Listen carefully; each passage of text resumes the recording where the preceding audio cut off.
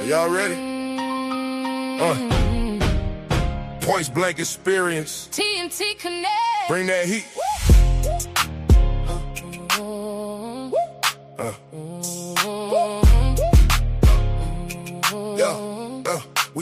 We walk in, room tilt, talk big, never built. Riding Tanya in the frame, that's two names, one flame. Respect on the table, knowledge in the label. Thought provoking when we speak, make the whole block lean. Hot topics, no filler, real talk, true spiller. Relatable, debatable, every line memorable. Kick down doors, don't knock, make the old rules drop. Yeah, we came for the gold and we leave with the whole block. Changing the game, say it loud, say it clear. Changing the culture and we right over here. Hands up, let it ring if you know what I mean. This that pressure, this that scene. Are y'all ready?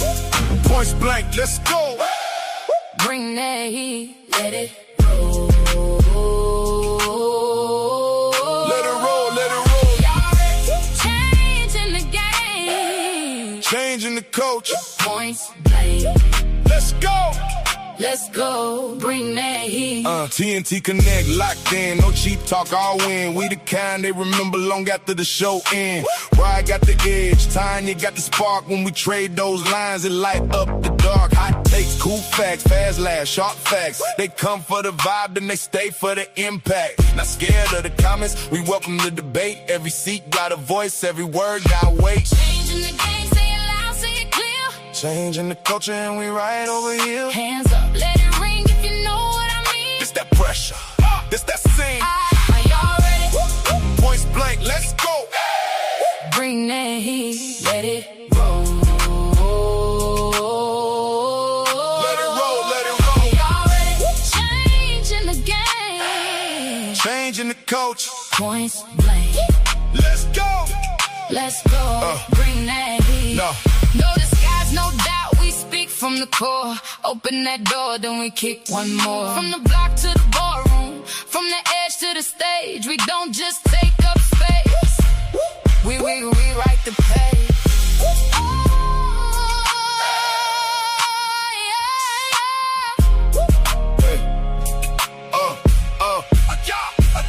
Are y'all ready? Points blank, let's go. Bring that heat, let it Let it roll, let it roll. changing the game. Changing the coach. Points blank. Let's go. Bring that heat. Respect, knowledge, thought provoking. Points blank experience. TNT Connect. Bring that heat. And we about to bring it, man. Oh man, boy, oh boy, first dates. Does it have to be late? Does it have to be expensive? You better not go with me. No, I'm just kidding. let me get on this screen, man. Let me get my spectacles on. I gotta be able to see the e-com. This about to be lit. What it do, everybody? What's going on, Tanya? What's going on? What's popping? Oh man, just chilling. About to see what these people gonna be talking about, how much money they gonna spend on the first day, what they expected, and do it gotta be late, do it gotta be early, and all that good stuff, you know. Well, I don't know who made those rules, but I just find it hard to believe that people are out there just to impress, because why would you spend all that money and do all this stuff you don't even know the person yet? Well, I don't know, Tanya. I don't know.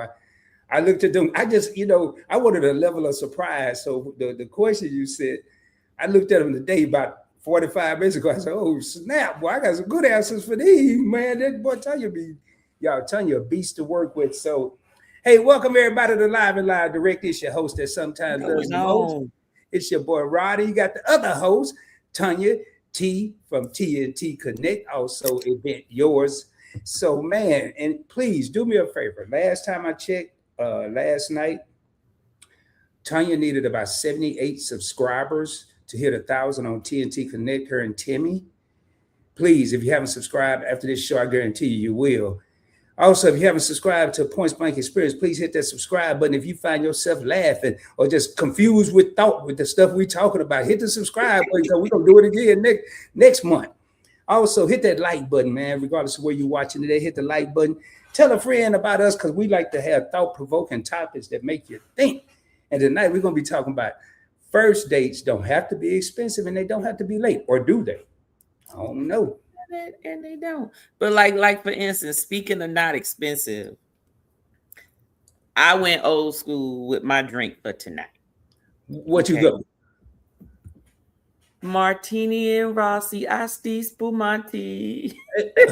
What they call about $6? I got the little 6-pack, and I usually keep them. I keep them because I use them for like if I do cocktails. So instead of opening up a big bottle, if I don't need to, then I just open up the smaller ones. So then it's just a serving. Oh, okay. Martini and Rossi, Asti Spumante. Yes, I did go with Reuniti, didn't it? Yes, no, Reuniti on ice. That's a whole different one. This is Martini and Rossi, Asti Spumante. Y'all remember this? Yeah, that was right around the time they had pink champagne. Look, pink champagne was my first drink ever. I was 8 years old. I knew. Look, my aunt used to take me to the laundromat. So. I'm representing Brooklyn. I'm representing my hometown. And when I was little, my aunt used to take me to the laundromat with her. And so I knew we went to the laundromat. I knew I was gonna eat me some pizza. I knew I was gonna eat me a dirty hot dog. I knew I was gonna drink me some pink champagne. And they came in the little short ones. What was it, like 8 ounces? I think it was about 8 ounces or whatever. Man, my aunt let me sip it a little bit. She was like, "Shh, don't tell your mama. Don't tell your mama." I was like, "I won't." I just knew I was drinking. You couldn't tell me nothing. Drinking my pink champagne. Yep. It wasn't nothing but a cooler. I was finna say that's all, because when they put pale at the end of, and then they had all the brothers and sisters food because they thought they were drinking some champagne for real. You know, I mean, I don't know how, but I mean, realistically, hey, I gotta holler at the people because Tanya always say I don't speak to nobody and say I'm rude. So I know Sandra came in early. She said, "Yeah, I'm early." I don't know what happened to the comment. Maybe she took it down. It said, "Yeah, I'm early." We got Sandra. We got Miss Cheryl Bubbles in the house. And what's up, Miss Cheryl? We got TJ Destination in the crib. Say hello, everybody. And we got Tar, channel member Miss Cheryl in the house for PBE. Good evening. And then you got some dude here talking about what it do everybody. I don't know what school he went to. He can't even spell right. What it do? So what it do? And hey, for y'all that was in here in my late night extravaganza last night on Point Blank Experience, I want to thank y'all, man. I got told by Keisha H today I was talking about everything. And I was just having fun, man. Y'all made it happen. So we got On the Go with YOLO in the crib. So hello, hey, happy Thursday. YOLO might be on that champagne too. They said she about to get a spritz. I think she said she gonna make herself a spritz. She said, I think she eating Japanese food tonight. What's going on, Bill?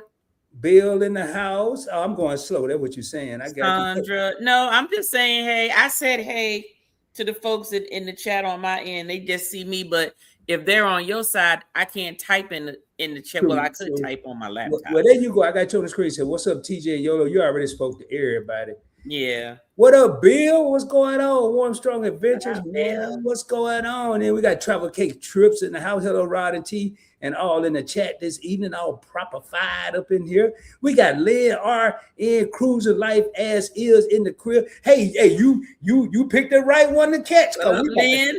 We about to come fool up in here. There's some fools in this house. Oh, that's the wrong song, man. Hey, why are we talking about anything? I expect to go Dutch. I don't know you, and vice versa. I prefer to go before it get dark. People is crazy. Man, we ain't even asked a question. The Tara got a whole answer for half the show up there. Oh, look, see, it started off with her. Let's go on and start that one. Go ahead, start that. Hey, so right now, she asked me what you drinking. I think she called it. She drinking some throwback. That's why you said. Yeah, that's what I said.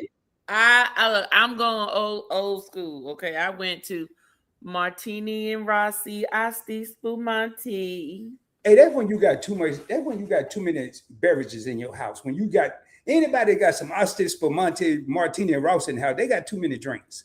And y'all ever see Tanya in them bar, they got, cause don't nobody, hey, I didn't even know they still, I mean, where you get that at? You got that at, what's that? No. This is what I did, because when I make my cocktails on my other channel, those of you who are here on TNT Connect, I have another channel, which is my liquor channel, and I do cocktails and also make drinks.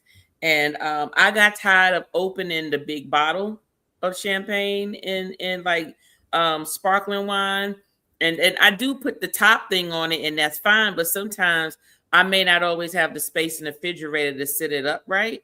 And so instead of always opening the big bottle, I just would get like a 6-pack of these, like a 6-pack. They just single, they like, what was this, like 10 ounces or something like this, 10 or 12 ounces. So it's just enough for the cocktail, and I don't have to worry about the big bottle. Yeah, because they had that plastic cork that didn't go back in the bottle once you pulled it out, right? Right. Well, this is just daggone screw top. Oh man, they cheated you. Is that a real Asti? I mean, a real Martini and Rossi? Yeah, it's a real Martini and Rossi. You remember them kinds you used to pull out? Well, all of them kind of like once you pull it out, it wasn't no putting it back in.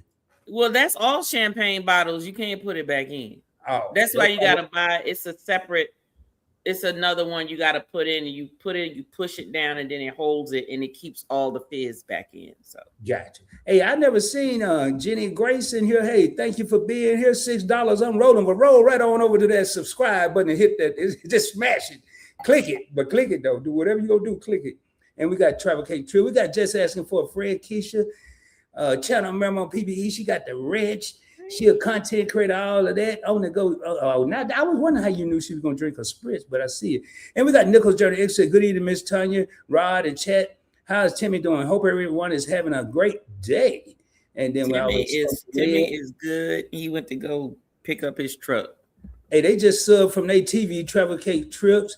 Everybody, thank you, Kathy and Brian. Sandra back. No, I didn't take it down.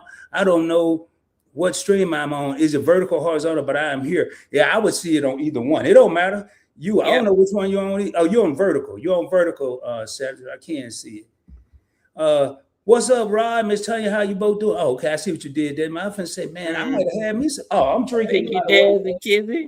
By the way, I have multiple beverages. They equal a whole $1.61. I got coffee over here and water right here. Mine is a throwback coffee too from the gas station. So, hey, I think we just spoke. Hey, Tanya, I got you. So Keisha got you on the TV. Is she in here on her phone? On one of them. Thank you. All right. Love it. All right, then. All right. I think I am on the wrong side. Ain't no wrong side, right? No, well, what you want to be on the horizontal or the land? No, I think she probably want to be on. She want to be on the wherever most of the people are. So sometimes people on vertical, sometimes people on horizontal. Sometimes more people are on the vertical versus horizontal and vice versa. So maybe that's what she's talking about, being on the wrong side. Well, she's probably she's on the vertical side. Sandra, she's on the vertical side. I think most of the people are on the horizontal side, Sandra. Yeah, so Sandra, you got to go out to one that got the little phone or that little black thing with them little... That's the one she on, the one with the phone, because I can see it. Yeah. All right, then. We just said hi to everybody. I'm from now on. We did. If I don't get a chance to volume or whatever, the enunciate or there you go. I'm gonna put this in chat. That way you know where you ended. All right. Yeah, because from now on I'm gonna just be doing this. I might do some praying hands. I might throw a do sign, but we got a whole lot to cover, and I don't want to have Tanya on here too late. So Tanya, how we gonna start this? I'm ready, boy. I'm ready. So my whole thing is, does a first date really need to be expensive? Does it need to be expensive? Do you have to have cocktails? Does it have to be a late night out? Does it just have to be all of that? And I have been listening to a couple of episodes of people talking about what dating is today and so forth. And, back in the day, it was somebody's trying to impress somebody at the end of the day, so they going all out, they getting all dressed up, they putting their best foot forward and everything. And you spend most of the evening impressing instead of really paying attention to the person.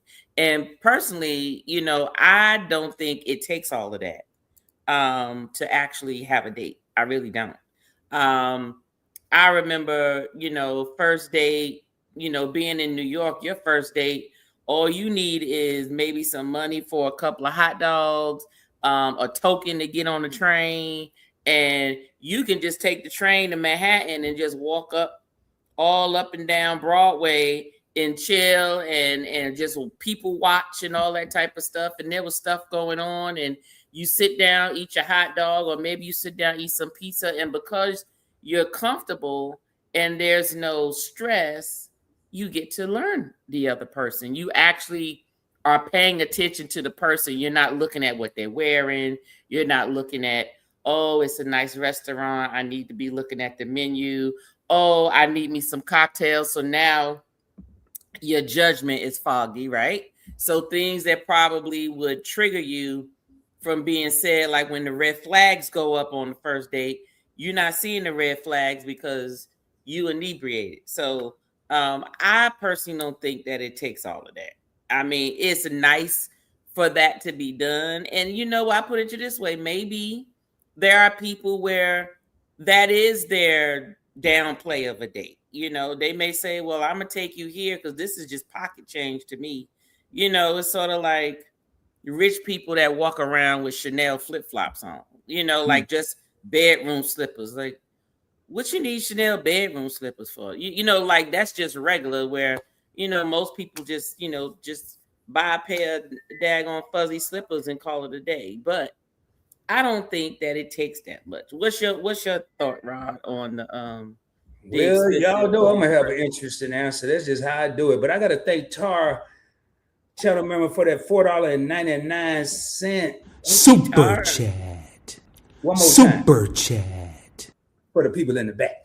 Just a small token for always showing up. I'm gonna go live a lot more often late at night, dear. Just hear what happened. I'm gonna go. I might be live tonight at 2 a.m, y'all, or this morning, whatever. So, what are Rod thoughts? Let me pull this up. I think the amount of the date is going to depend on the stage that was set. Hold on 1 second. What the hell is a crumpet? Anyway, just put that in the chat what a crumpet is, but I'm going to let Rod talk, but just answer that for me, Kathy. Go ahead. A crumpet is like one of them little, like a shortbread cookie that they call a crumpet. Oh, that's what it is? Okay. But don't listen to me. I think I heard that on Brady Bunch or something. Don't listen to me. I ain't never had no damn crumpets. But I remember they used to say tea and crumpets, so I always thought it was a pastry. I don't know. So if you getting to know the person, because in today's society, people ain't meeting in real life. They meeting over the phone, they meeting over the internet. There are stages to this. So once you get past the texting and you maybe get to the phone, this is when the show begins. It's just like that Blue Magic song. Let the side show begin, baby, because that's what's gonna happen. So the stage gets set right there, Tanya. Now, if you on there, and I'm speaking from a male perspective, if you on there talking about, hey, I usually eat steak and lobster, you just set the stage that you about to have an expensive ass date. Right. But if you be realistic, say, sometimes I might stop at one of them big old convenience stores, Buc-ee's, and give me a hot dog. I treat myself to, you set the stage for maybe a cheaper date. That's how. Now, does it have to be expensive? No. But in the day of impressions, in this day and age, ever since that woman, damn it, went to Cheesecake Factory and complained and it went viral, everything went to hell. God. First off, I would have left the half of that. I'd have been like, she complaining because she going to Cheesecake. Girl, it's a first date. What makes you think that you earned anything more than that? Well, see, that one thing that would have had to happen, you might want to see how many brothers she had before you left her there. Well, I mean, no. I mean, look, that's not important. I'm pretty sure, this is just how I look at it. You get these folks that's like, they got a certain standard, right? And I get it. You got a certain standard, but you're getting to know a person. If they come into you and they are dressed clean and well groomed and they're mannerable and they are showing manners, and showing you respect, and y'all are going someplace where y'all are just to get to know each other, so go sit down at Starbucks or something. Go sit down somewhere where you can actually talk to the person. The movies is not the place to go because you're not talking to each other. You can't, because you're supposed to pay attention to the movie. So you're missing everything. Okay. You go, yeah, you can go and you can go eat and do all that type of stuff. But who said you got to go eat, a certain level? I personally feel that when people do that, they're not there to meet the person. What they're doing is trying to find out how deep are your pockets. Ooh, say that again. They want to know how deep are your pockets. And that's how it's like, that's where they start. How deep are your pockets? But see, that's the whole thing. So if he takes you out to this expensive restaurant, now your judgment is cloudy because all you looking at is, I can just imagine if I'm going to be his girlfriend, he going to get me this, he going to get me that, and all of that. But then all this stuff he talking about that's supposed to be important, you're not catching those red flags because all you worried about is the Birkin bag and the steak and the lobster and the damn the seafood tower and all the shit that you wouldn't buy for yourself if you went to the daggone restaurant. Well, see, that's just me. Me is, if you wouldn't buy it for yourself on a regular Joe Schmo day, I don't think you should be expecting anything more than what you can offer. That's just me. But I still don't think the first date needs to be expensive. A first date should be well thought of and planned to where the goal is getting to know somebody. Even if you do something fun, recreational, get to see what kind of personality the person has. Because if you can't make me laugh, I ain't talking to you. You're boring. You can't make me laugh. You can't take a joke. If you don't have a certain type of humor that I have, and my humor can be quite dark sometimes, but I need somebody to understand and laugh at it. It's just no. First date, nope. What's up, Scott? Well, now I'm gonna tell you, if I send somebody deep in my pockets or whatever song you were just singing, hey, what up, Kevin? Said, how deep is your love? That's exactly what I was thinking about. I'm gonna come back. There's a lot of people came in. I'm gonna make sure we speak to y'all here in 1 second. But I'll go up there. We can go get all the steaks you want them, but I'll say, hold up, man. I gotta transfer some money from over here. I gotta transfer some money. Hey, how much you said this was? How much I got left? But is that the reality? If we playing a game, I'm the wrong person to be with, but I'm gonna tell you straight up. First of all, movies, if I did go see a movie, you better hope it got closed caption, because you ain't gonna hear none of it, because I'm gonna talk the whole movie. I'm not even going to the movie. Why are you gonna talk through the movie? Because you shouldn't have took me there. We need to get to know each other. I'm not even going to no movie. We're gonna go. Okay, but what you mean she took you there? But no, not taking me like paying for it. It would have been that person's idea. First of all, no movies. No concerts, right? No comedy show. The only people gonna be talking is you and I. If we're gonna sing, we're gonna be everything. We're right. I don't care how much talking we did on the phone. I don't care how many text emojis and little BRBs we done sent. We are gonna talk. And I'm not looking for no education level. I'm not looking to see, I don't care how much money you make at this point. I want to know, can I hold a conversation with you? Right. That's all. Now it's gonna be more than that. And I'm looking for red flags. If you digging through your purse and pull out a CPAP machine and sit it on the table, you need to stop. That might be a sign. I mean, you gotta look for the nonverbals too, Tanya. I'm just saying now. Or well, okay. Well, that is true. That is true.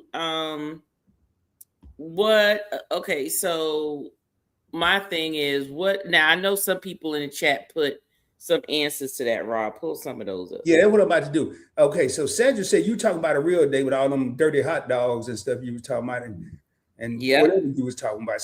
Then somebody said you can walk through Central Park. Oh, we got the answer for the crumpets. TCT crumpets. Hold up, let's see here.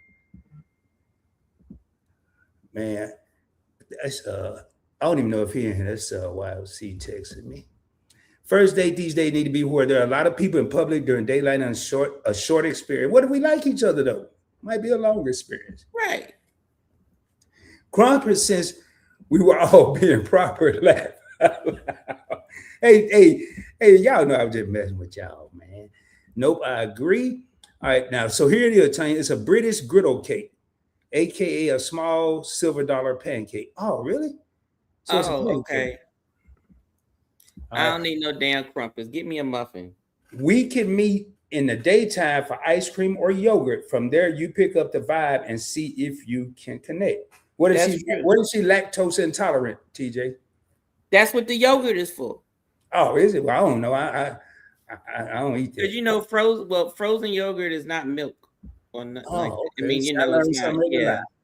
What up, LGG? Our guest host in chat, Tanya Tim Culture versus Cruiser in the house. All right, here we go. If the vibe is good on the first date, the second date will be involved. Dinner, walk on the park, beach. Okay. There you go. Right. So go ahead. Let me let you finish, and then I got my question for the chat. Well, I think you should be like him and him, man. You might only get one shot. Might not be no second shot. You better go all out, fellas. That is not. Well, let me tell you something. let me tell you. This is just how I feel. Pull up in a helicopter. I feel that a person who is mature and understands will know that there's levels to this, right? So if you go all out on the first date, what the hell are you gonna do on the second date? We're gonna go all out again. No. But then it's the same. No, we're gonna do something. No. It's the same, and then it becomes boring and it doesn't mean anything.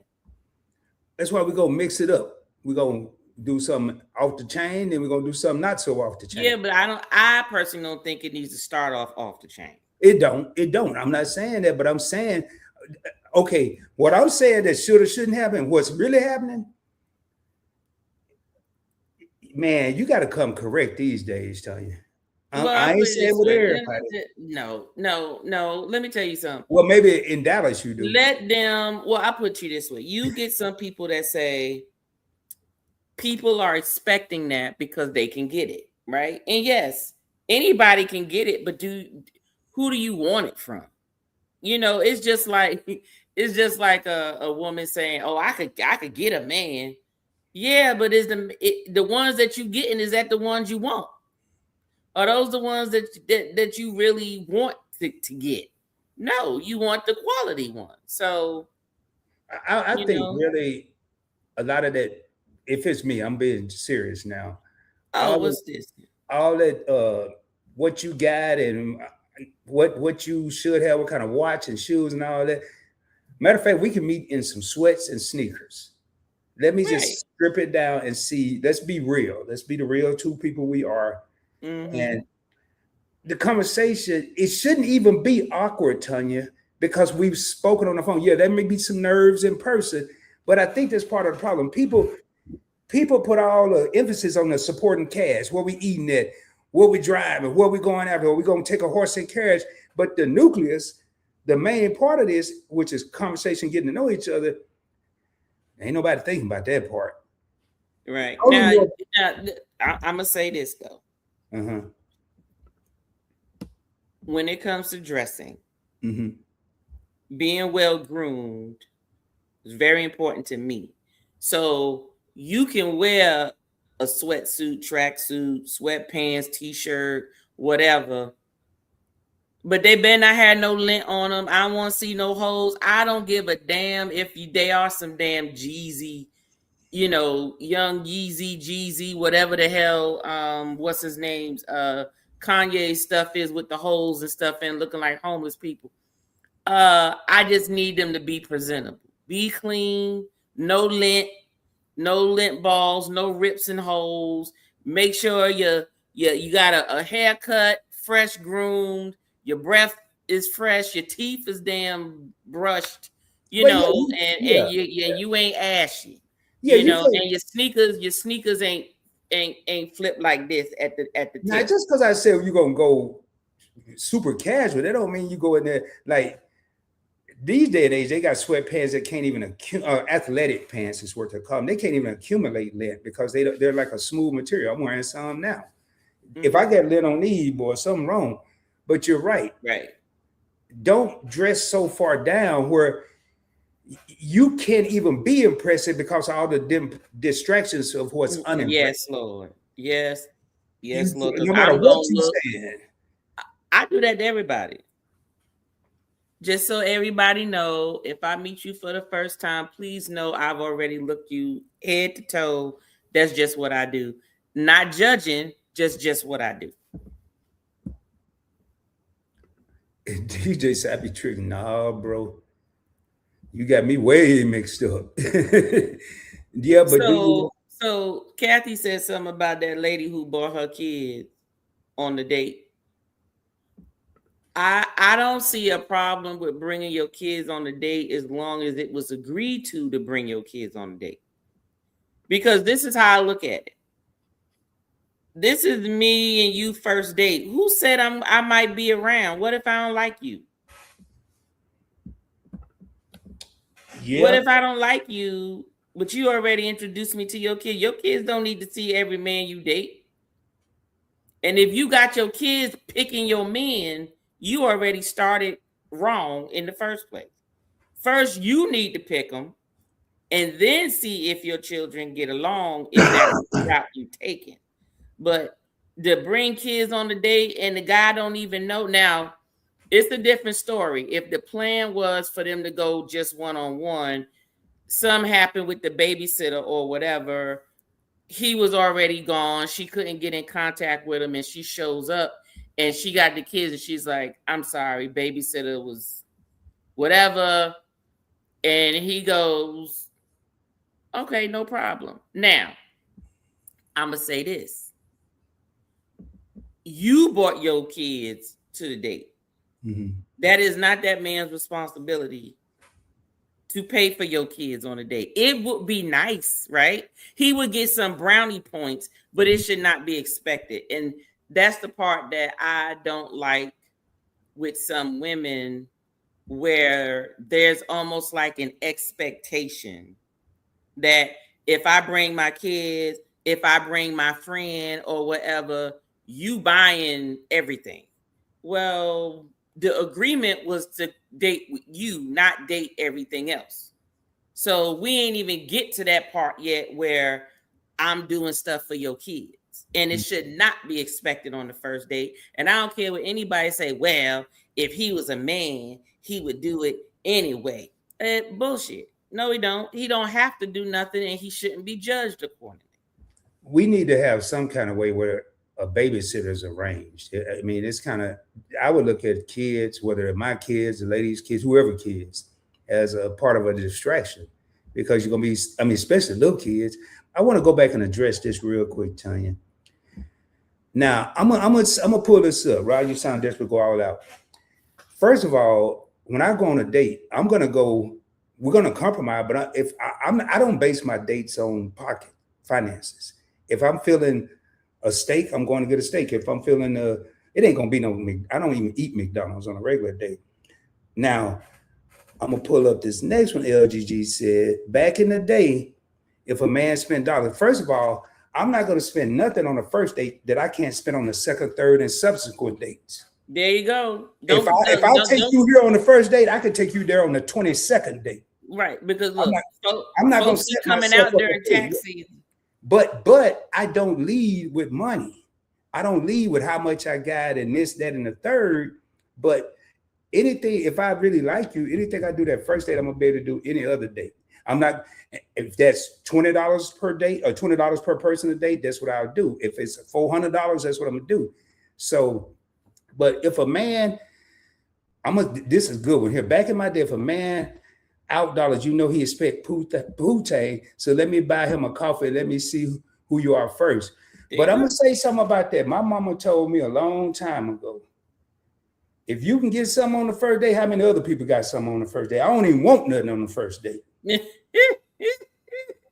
I don't care how much money I spend. You ain't gonna be able to give it to me on the first date because that's gonna make my red antennas, flags, and everything else go up. But these are some good points that LGG brought up because a person that will go all out and can't follow up with that, I think you're setting yourself up for failure. Well, that's true. So let me ask this question. So it seems like everybody in the chat is agreeing that no, it doesn't have to be expensive. But let me ask this question. Mm-hmm. Would you accept a coffee date? Who, me or a woman? No, you and the chat. Would you accept a coffee date? Yeah. Just meet up at Starbucks, chill out, sit down, talk, whatever, eat some crumpets. I wouldn't want to go to Starbucks. That's too common. I would want to go to it doesn't have to. I'm just using that as the, you know what I mean? I'm not saying it has to be that. Yeah. One thing about like your traditional coffee shop, you probably saw a lot of them living in Brooklyn and New York. You know, there's one up the street from my house that's so quiet. It's like a library when you go inside. Oh, you don't want to go there? Well, we can talk, but I mean, it's some noise, but it's not like a club. But yeah, I would. Yeah, but I mean, you don't want it too quiet either because you don't want everybody in your damn business. Like, I need people at least talking. Well, I mean, they don't need to be going in like.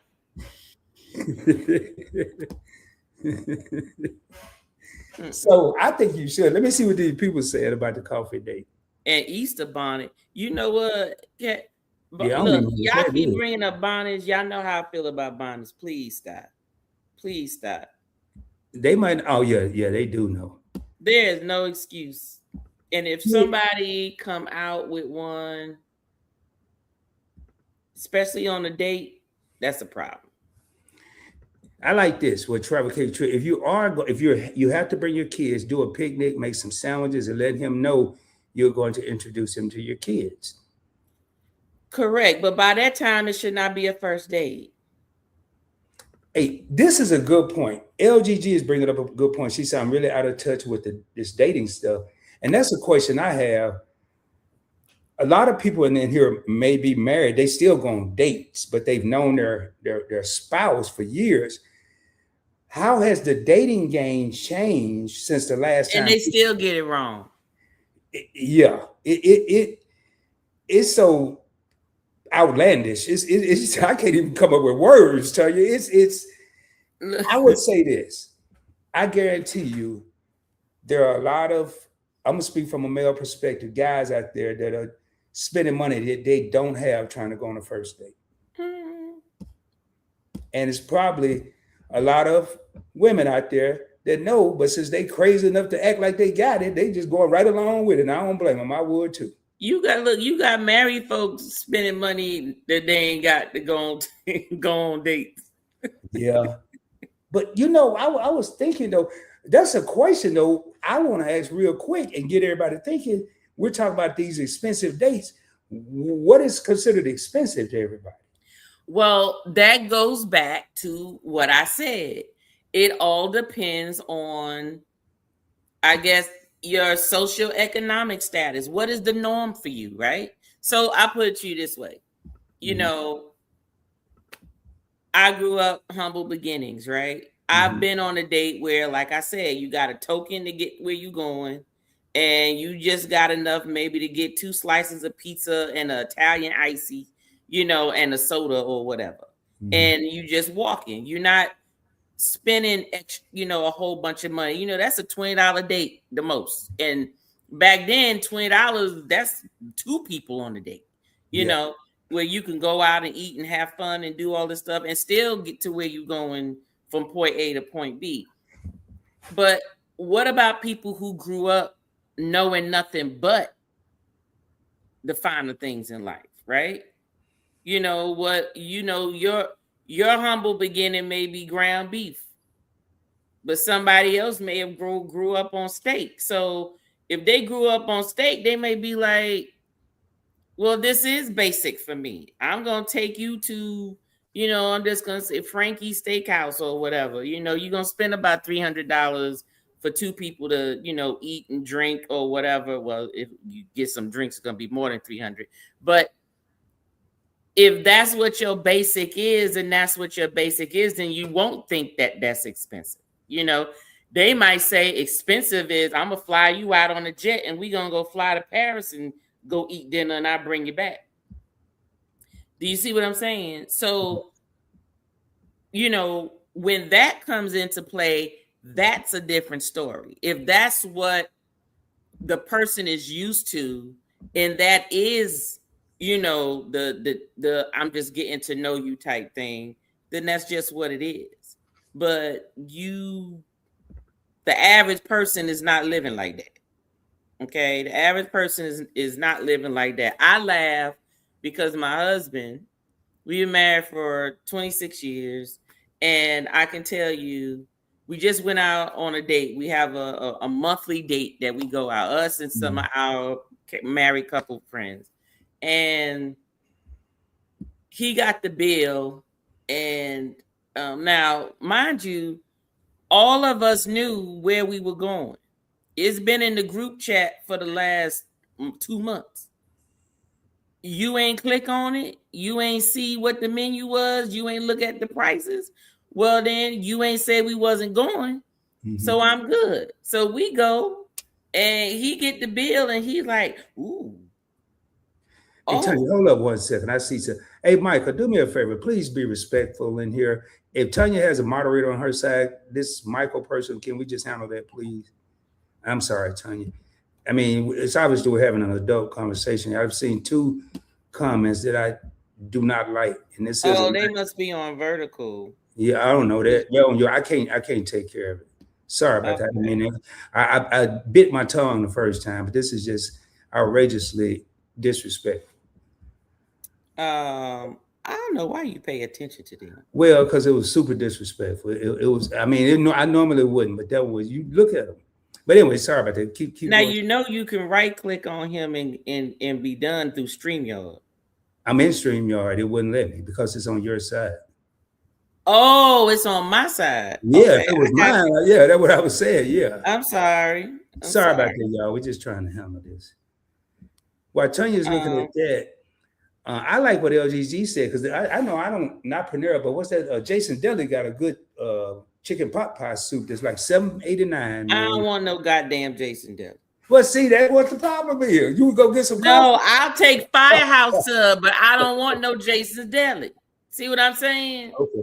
But we would talk about that. But you know, I'm sorry, I didn't mean to interrupt you. That was just driving me crazy. No, you good. You good. I just have to. I was on TNT side. So TNT is not a moderator. You didn't make me a moderator. How you not make your co-host a moderator? Well, yours is because I you know. Well, all right. You need to make us both a moderator, Rod. I got you. Hey, Chewbacca, this first time I saw you here. Okay, I just saw that comment. All right, tell you, I didn't mean to interrupt you. Go ahead. You good. I'm finding the what's the name? So I make sure that look, I help fight the trolls. So one of the things I saw in here, it seemed to be overwhelmingly coffee is fine. And I saw some comments about back Nan RN said that hey, House of X. Said, yeah, what's up, House of X? Said that when she met her husband at 17 and now she's 51, McDonald's was fine. And McDonald's is busting and don't let them have the McRib. What? Well, you don't want to go there now? Or that chef salad. I don't care what none of y'all say. That goddamn chef salad at McDonald's was the bizarre. Yeah, and then Sandra said her first date was at Mike's Deli. And that's what I'm saying, you know, and that's why I asked how many people are married, because back then, I don't think the where, the when, and all that stuff it was important that you don't want to take nobody to a dark alley or nothing, but it was more about, I should be happy I'm even able to go out with you. Forget about where we going. I mean, I'm not taking you to a dump, but I asked you on a date, you say, yeah, can I be excited about that? Not excited, stressed, or whatever it is about where we're going, how much is it? And a lot of people mix up. When I say the steakhouse, there are steakhouses in Texas. You can get steak for two for like, say, $60 before tip. Well, that's because y'all got all them goddamn cows. $300 steak on the first night for two. I'm not doing that because I don't care how many conversations you had on the phone. It's still maybe something slipped through the cracks, either party. You know, so that's my thing. It ain't gonna be no loud place telling you we need to be able to talk. And I just think they've surrounded the dates with all that the extracurricular stuff instead of what are we there for? Mm-hmm. Now, and I think that was your first question too. That's a question. How much should be spent on a first date, ladies and gentlemen? How much should be spent on a first date? What you say, Tanya? Max. I don't think it should have a dollar to it. I think the focus should be more on what are you doing. Do you understand what I'm saying? Like, you can do simple stuff, but they're going to cost different things just because of the nature of it, right? So, for instance, if you don't have enough money and you want to spend the least, the best thing is to go during the day, right? But make sure it's not at breakfast time and not at lunchtime. Go like between lunch and dinner. You know, well, you don't have to go eat. Well, hell, I picked you up. If you ain't ate lunch by 3 or damn 4 o'clock, you ain't hungry. And I'm going to have you home before dinner. So I'm good, right? So we going out, we going to go bowling, or we going to go play pool, or we going to maybe go do some fun interactive thing, because it all depends on what is it you're trying to know about the person, right? Are you looking for you looking to just go have fun? Because it all depends on how you met the person, right?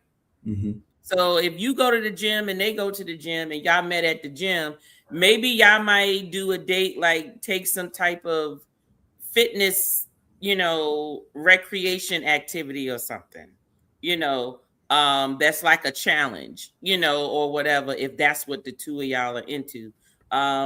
If someone likes to compete, maybe you go bowling, you go play pool, or you go throw axes, or you go to a nice big adult video game place where you play video games and y'all are competing with each other or whatever, and that's fine. That usually breaks the ice.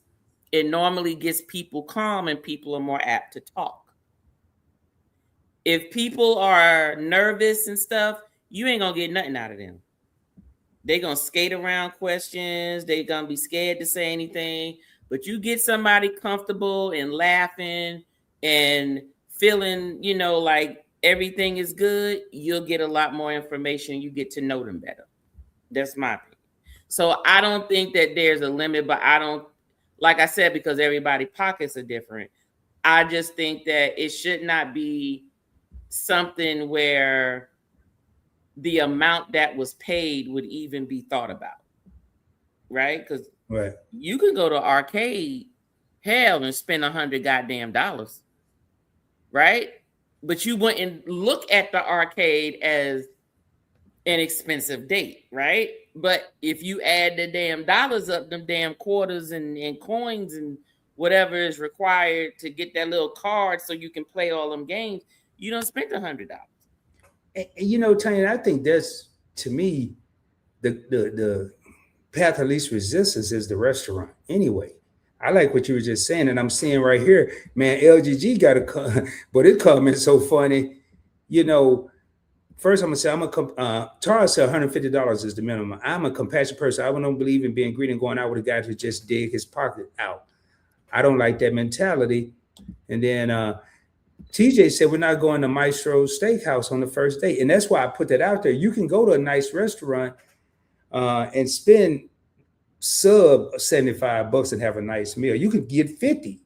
You go to somewhere and cut it in half and share it. But why not think outside the box? Like Tanya said, an arcade, or like something I want to do. I don't know if anybody else would want to do it, but I want to go to a little go-kart track. The ones that go a little faster than like the circus and all that. Hey, let's go fly some drones or something. I don't know. I want to do some stuff that we both can get into that's not typical. I want it to be a memory. And I ain't talking about I'm about to fall in love and all that, but when I said memory, like everybody's going out to dinner. How much can we do with this $150, $200 that we're spending on some food that is going to be digested in X amount of hours anyway? Mm-hmm. That's why I said make a memory, because I don't care what I go eat. I'm going to remember it until I'm hungry again. So, but this was what got me, Tanya, right here. This sounds like Tanya right here. If you really want to impress me, let's hit Aruba for the weekend. I know that's right. Hotel with a catamaran or whatever that is, and an ATV lineup. That's right. When I saw that, I said, "Well, this sounds like Tanya all day long right here." Look, just did that. Just did it just 2 months ago. So 3 months ago. That's a good point right there. Most people are too shy to be eating a meal anyway. I know you lying. I ain't never too shy, too scared, too sad, too mad. Probably it might not be you. Too upset. I will eat. I don't care what damn mood I'm in. Let me tell you something. Now, one thing I can say is, and I don't care what nobody say. Yes, I am all for the least expensive date, but you gonna feed me. We gonna eat. I don't care if it is a crumpet. I don't care if it is a crumpet. I am going to consume some calories. You can try and pick me up between meals if you want to. I'm going to eat me a snack. That's going to happen. You know, one of the parts of this question too was the late date. I would prefer, and I know I'm skipping, but I'm going to come back. I'm just wanted so I don't forget. And I just thought about what you said. You going to eat, even if we do something else. That's why I would pick an earlier date. I would rather have an earlier date so we can do something else and eat. And we don't have to break the bank doing both of these things. But like Yolo said, I'm going to go with Yolo said, go to the pew pew range if they're not afraid of pew pews. Mm-hmm. You know, that is it, but that can be expensive too, though. That can get expensive, especially if you start having fun. Yeah, exactly. Amusement parks are good for dating, I think. Oh, I love amusement park, but you know what? Let me tell you what would make me mad. Well, I put you this way: you find out a lot about a person. Okay. Let me ask this question to everybody. Uh-huh. In order for you, meaning you personally, right? Uh-huh. And I know probably, well, I can't say. People in the chat are married. Just think about back when you were dating, right? Or if you were single, and those who are dating. Most of the time, you choose dates intentionally where you go, depending on what it is you're trying to find out about a person. Usually is reflected by where you take them out on dates. Okay, because the first one, it may be, okay, I just want to talk to this person, right? Because maybe I don't know this person at all. Maybe this was a blind date, right? I don't know this person.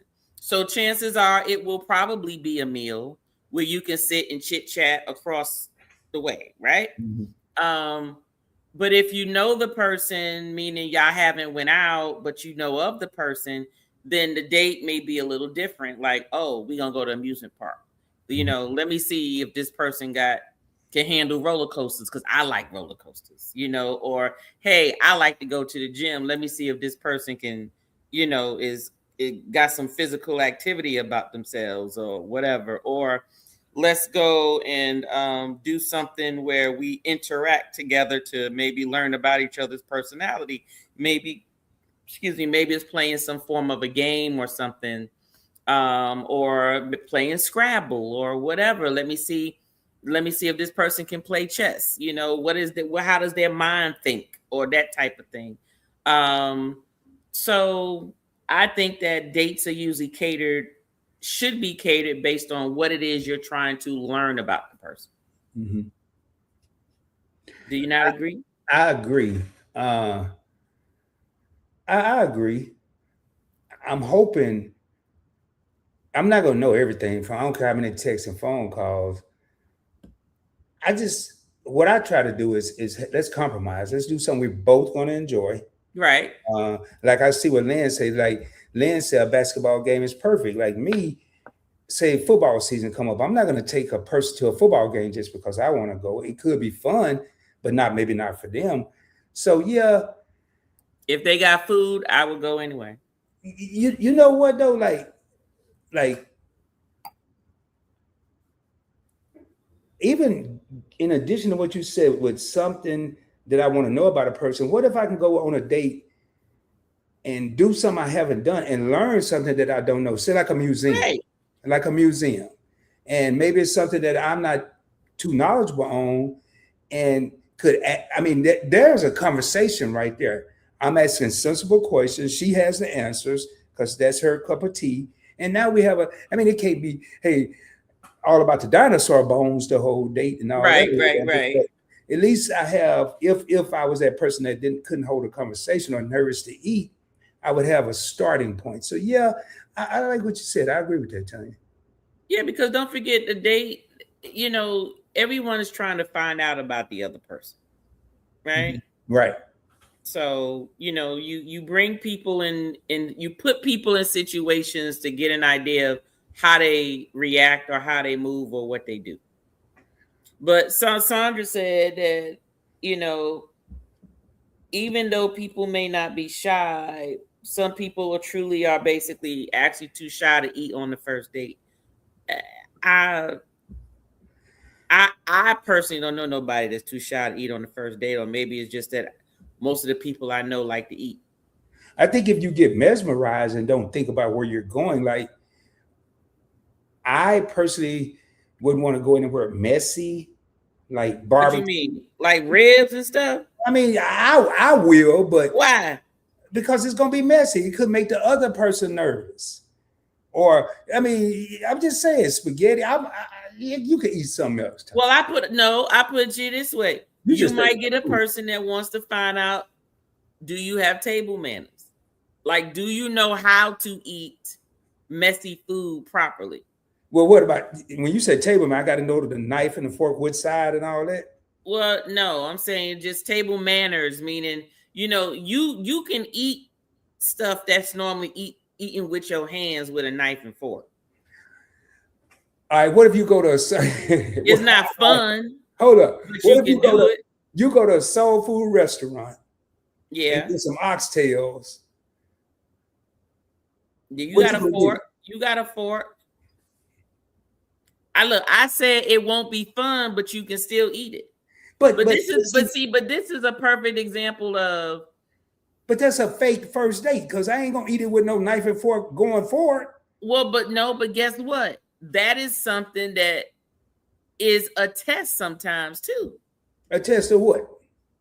Are you gonna adjust to the environment, or are you gonna always be performing? Because eating oxtails with a knife and a damn fork is a performance. Oh. You understand what I'm saying? A person might be like, now, I brought you in here with some goddamn hot wings and some damn blue cheese, and you in here trying to cut the goddamn chicken off the bone, off the damn wing. Pick up the goddamn wing. Do you understand what I'm saying? Some people test people and be like, what did you do? I brought you to a wing place. Eat the wings. Eat the wings. Picked up the goddamn wings with your fingers. That's what I was saying. Maybe I shouldn't say miss. I wouldn't go to a difficult place if it's a test. I mean, first of all, why are we having a food test when we need to be getting to know each other? I feel that a date is there. When I say test, don't take it wrong. Test doesn't mean like I'm setting you up. I'm getting to know you. I'm getting to know how are you in certain situations, because at the end of the day, that's the whole goal, is to find out about a person in different situations. How do you handle meeting somebody for the first time? Can you, like you said, can you keep a damn conversation? Or can you come up with ideas? Are you fun to be around? Are you funny? Everybody's checking for what they need in the mate. Okay, and it's going both ways, right? Mm-hmm. Right. So, but everyone has their own agenda of, this is what I need to do in order to find out about this person. And you're not going to know it on the first date. You're going to have to go on a couple of dates and be put in different type of situations. You need to know people when they're shy, find out how people are when they have uncertainties, how people are when they have some unknowns, how they are when they're angry, how are they when they're stressed, how are they when they're sad, how are they when they are hyper. Whatever the case is, what you have to know about these people in different aspects. And yes, it goes further than the first date, but on the first date, your first date depends on your initial interaction with the person. Do you know them already? Have you been talking to them already? No, you don't know them. Do you know of them? If it's a blind date, go sit your ass down and just talk and whatever. But I do not believe there should be alcohol at all. How much are you going to get to know on the first date, though? Also, because you get to know enough if you want to sit and talk with them again. Well, I agree, but like you just brought up some good point. How do you react when you're upset? How do you get depressed? Do you cry because the waiter didn't get a tip or the waitress didn't get it? I mean, you may or may not get all that on the first date. So, but you got to do enough to get to a second and a third date is kind of what we're saying. I just want to make sure, because I think so many people put so much into the first date, but you're not going to learn everything. Hey, now I got to go back up here because LGG just scared the hell out of me, man. I was like, LGG, I knew it had to be something to it. She said, hey, Rod, you could pose for me while I paint you. But then right below it says, that's what I said. I said, what? But I know LGG. I know I knew it was something. She said, that's a cheap date. Right. And that is different, but I wouldn't want to sit still that long. You have to capture me in the moment. I'd probably mess your whole portrait up because I can't sit still for no hours. See, but you can but see, you can get some folk that'll do that. Like, okay, look, just like some guys, okay, my husband being one of them, he was not my husband at the time. He wanted our first date to be at his house because he was gonna cook dinner. I was like, I know you fucking lying. I'm not coming to your house.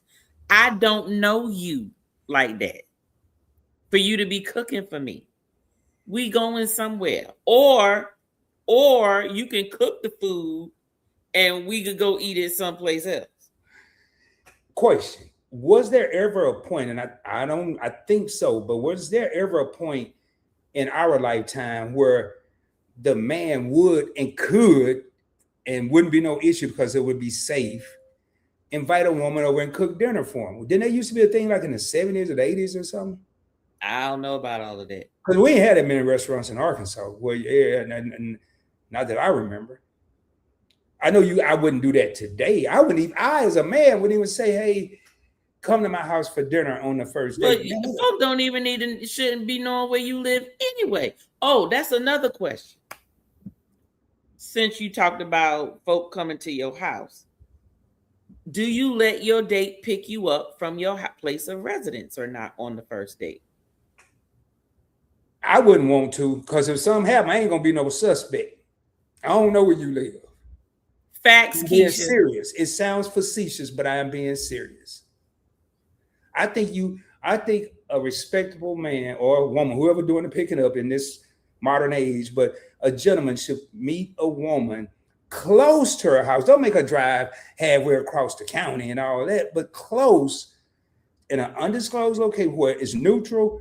You could pick her up there, but how safe is that, Tanya? I think on the first date, you should meet at the location. That's right. I agree with that. That woman shouldn't feel uncomfortable. Nope. She don't know you, and I don't care what kind of car you drive. You should meet. But what if the woman say, I like chivalry, you should pick me up?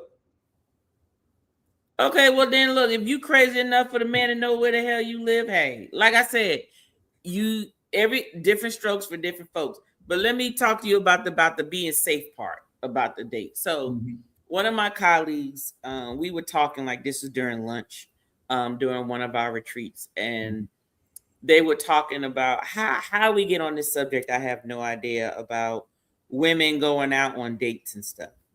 And I know what it was, because one of our other colleagues, a few of them are single, and then they was talking about they were going out on dates and stuff.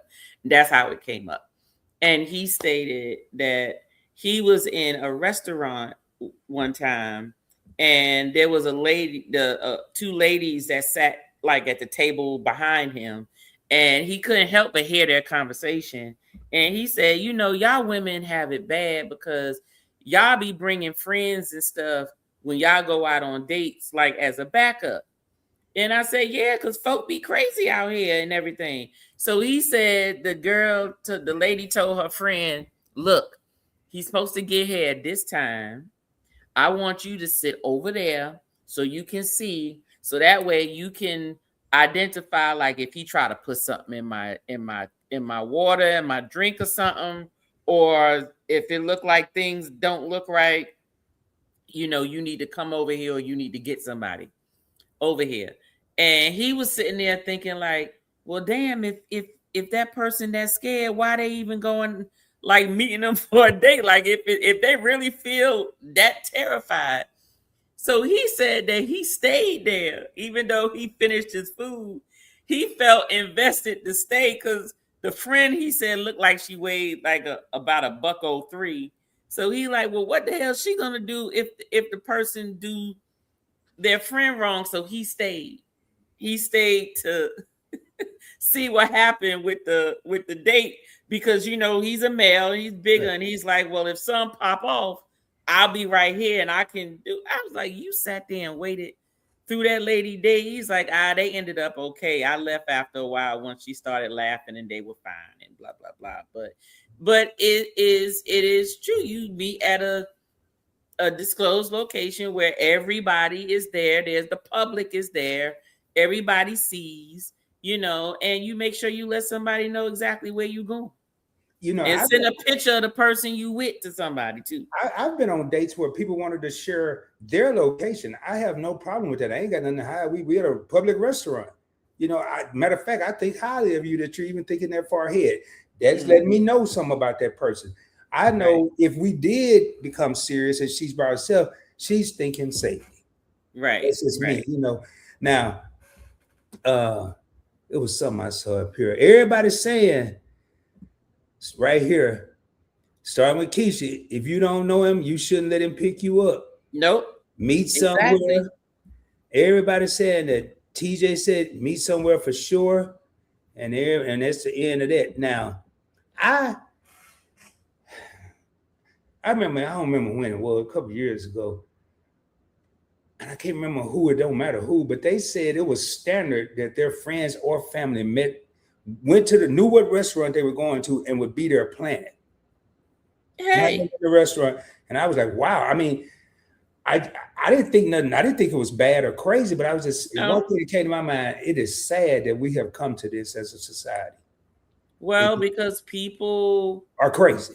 People are crazy, and they're more apt to do certain things because they can get by with it. And people are much more trusting. I don't know why. Let me tell you why people are more trusting. So back in the day, unless you had somebody's phone number, you couldn't talk to them unless they met you, you ran into them, or whatever. But if nowadays you got the phone, the internet, the computer, the everything, and people are talking, and talking is a very strong medium.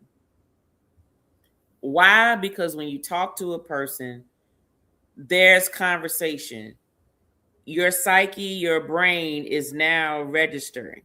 And guess what? Actions are thoughts first. That's why, let me tell you something. That's why they always tell folk, if you're trying to get over somebody, do not call them.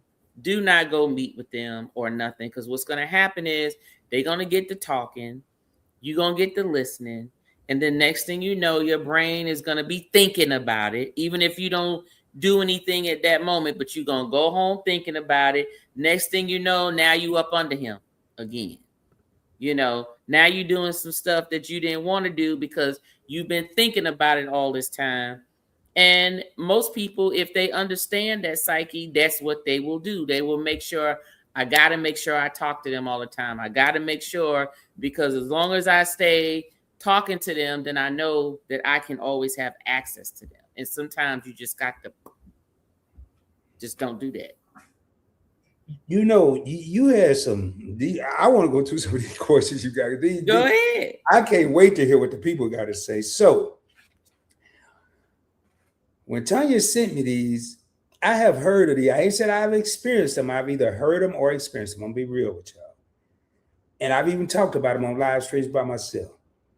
So the first one is, should whoever asks for the date, the male or the female, whoever asks for the date, should they pay for the date? I can't wait to hear what the people say. So if a woman asks Rod out on a date, should that woman pay for it? Or if Rod asks a woman out on a date, should Rod pay for it? I think whoever asks out on the date is the one who paying. I disagree. Why? I just come from the era where, first of all, I mean, it don't matter about that, but usually I'm gonna ask on the person on the date anyway. I'm gonna be the one initiating the well, you look nowadays. Okay, and if a woman say to me, Tanya, hey Rod, let's go out for lunch and or go out for dinner, and we're gonna get to know each other. All right, that's cool. But I as a gentleman, I just can't do it. Tanya, I ain't letting no woman pay for no damn food because she mentioned it and I agreed. Well, you know what? Well, then I mean that's you, but you asked the question. And I'm answering the question. I answered it. But I don't agree with you. Let me tell you something. I agree with that, and let me tell you why. Because I'm a shout out to all the men out there, okay? Because society has it where women are the only ones who get nurtured from everybody. They get nurtured from their mama. They get nurtured from their daddy. They get nurtured from society. And men are expected to just be. Who's going to nurture them? Who's going to make them feel special? Who's going to make them feel, that they're wanted? Who's going to make them feel like, what does that look like? And you'd be surprised that no matter how hard and tough a man is, a man will feel special if you bought him flowers or something, because it's different. Or you go and you let him feel special. Like, no, you relax. Let me go do this or whatever. Men like to feel special too, but they don't receive that all the time because they are raised that they need to do that for the woman and it doesn't need to go the other way. Now, I'm not saying that, this is a consistent thing. Yes, each person needs to make the other person feel special. And it is just fine to be like, hey, baby, I'm going to take you out on a date tonight. Men get giggly. Believe it or not, they get giggly. Even if they be like, nah, don't do that. They smiling and on the inside be like, damn, okay, is she going to take me out or whatever? And I just like I tell my husband, and if I do, depending on where we go, do know I expect something tonight. I'm that date. If I take you on a date, I'm getting some. That's all I got to say. That's you? Yep. Well, I take my husband out on a date, I'm getting some that night. You ain't no joke. That's a whole other damn show. Anyway. I sure am. So it looked like I'm shocked because I'm seeing here, I got to go back. And I've been like looking at them and pulling up just to let people know I see them. But first of all, there are dating drugs also. Sandra say, absolutely, if I ask, I am paying. I'm gonna talk about that paying stuff too. I'm gonna tell you what's happening. Travel Cake Trip says in Puerto Rico, there's a saying, El que invita pagal or something like that. But whoever invite is paying. I know I can figure that part out. The person who invite pays. Okay. Lynn says Male should always pay. I believe he is the provider and head of household, but is he the provider and head of household yet? But No. he will be if they go on. He's expected to be. However, a gentleman will pay, and then some guys are afraid to ask because of rejection. So true. Who LGG is back saying, "Hey, who asks is the person that should pay." So if you ask, it is a relief. I like that to them. Sometimes they will be happy to pay. All right. So hold up. Okay, I got to see what TJ say.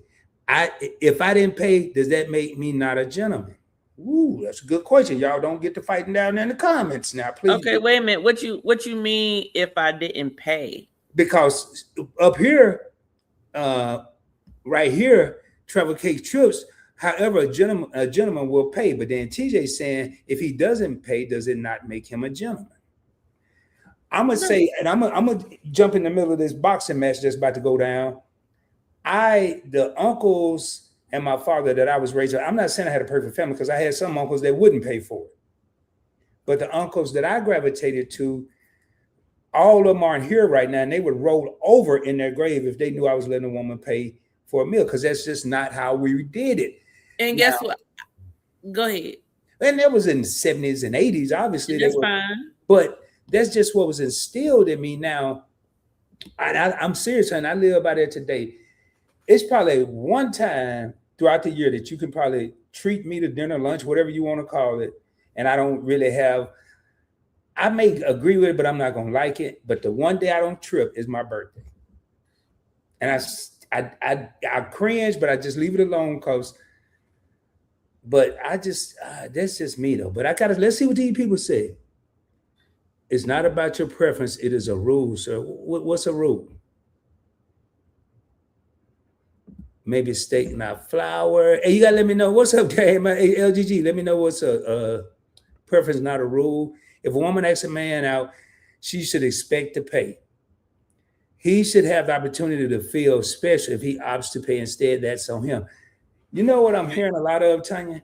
A lot of women are choosing to pay, so there are no expectations. Hey, look, let me tell you something. That's anytime I paid, that was the only reason why. Now, if I wanted some, then I'll let you pay. Just in case. Not on the first date, y'all, I'm just saying. Hey, what's up? Tell YOLO good night. YOLO says she going to bed. And you already seen it. What happened to a woman? What happened to a woman wanting to be equal? So TJ, don't start no shit. Yeah, they still talk about that. I date my husband sometimes. If I take him to dinner or shopping or whatever, I absolutely pay. That doesn't happen a whole lot, but it does happen. And I like that. Yeah. That's more of a fair thing. All right, so we beat that one up. Fatima's came in. Okay, no. So answer this question. As a man, how do you feel with a woman paying for a first date?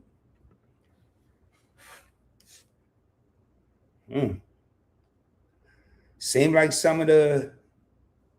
a man, how do you feel about a woman paying for the first date? It kind of go along with it, depending on who asks, I guess. That's what the people are saying. So let me ask the chat, what was the cheapest date you ever done? Probably about less than $10 if you only got some coffee. And hold on.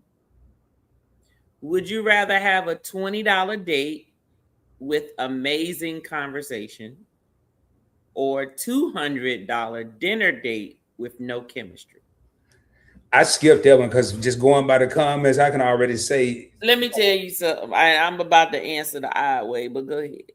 Well, hold on. I want to hear your answer. But from what I've gathered with these people in here now, they're going to go with, my assumption, they rather have the communication and conversation for a $20 date than the $200 date and no chemistry. That's just my assumption. Now, we put it out there, y'all. A $20 date with, what was it telling you? With amazing conversation, or a $200 dinner with no chemistry at all. Which would you rather have? The real answer. It depends if I'm hungry.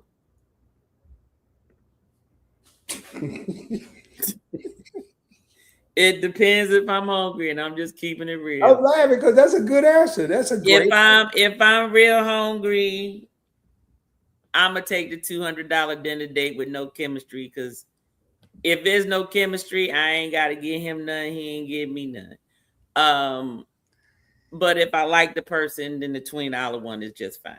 Okay, morally, should you, if you know you're not feeling a person, even before No. if before I know you are, people in the audience, if you're on a date, male or female, doesn't matter, and you know the chemistry is just not there before dinner is ordered, should you go on with ordering dinner and torture you?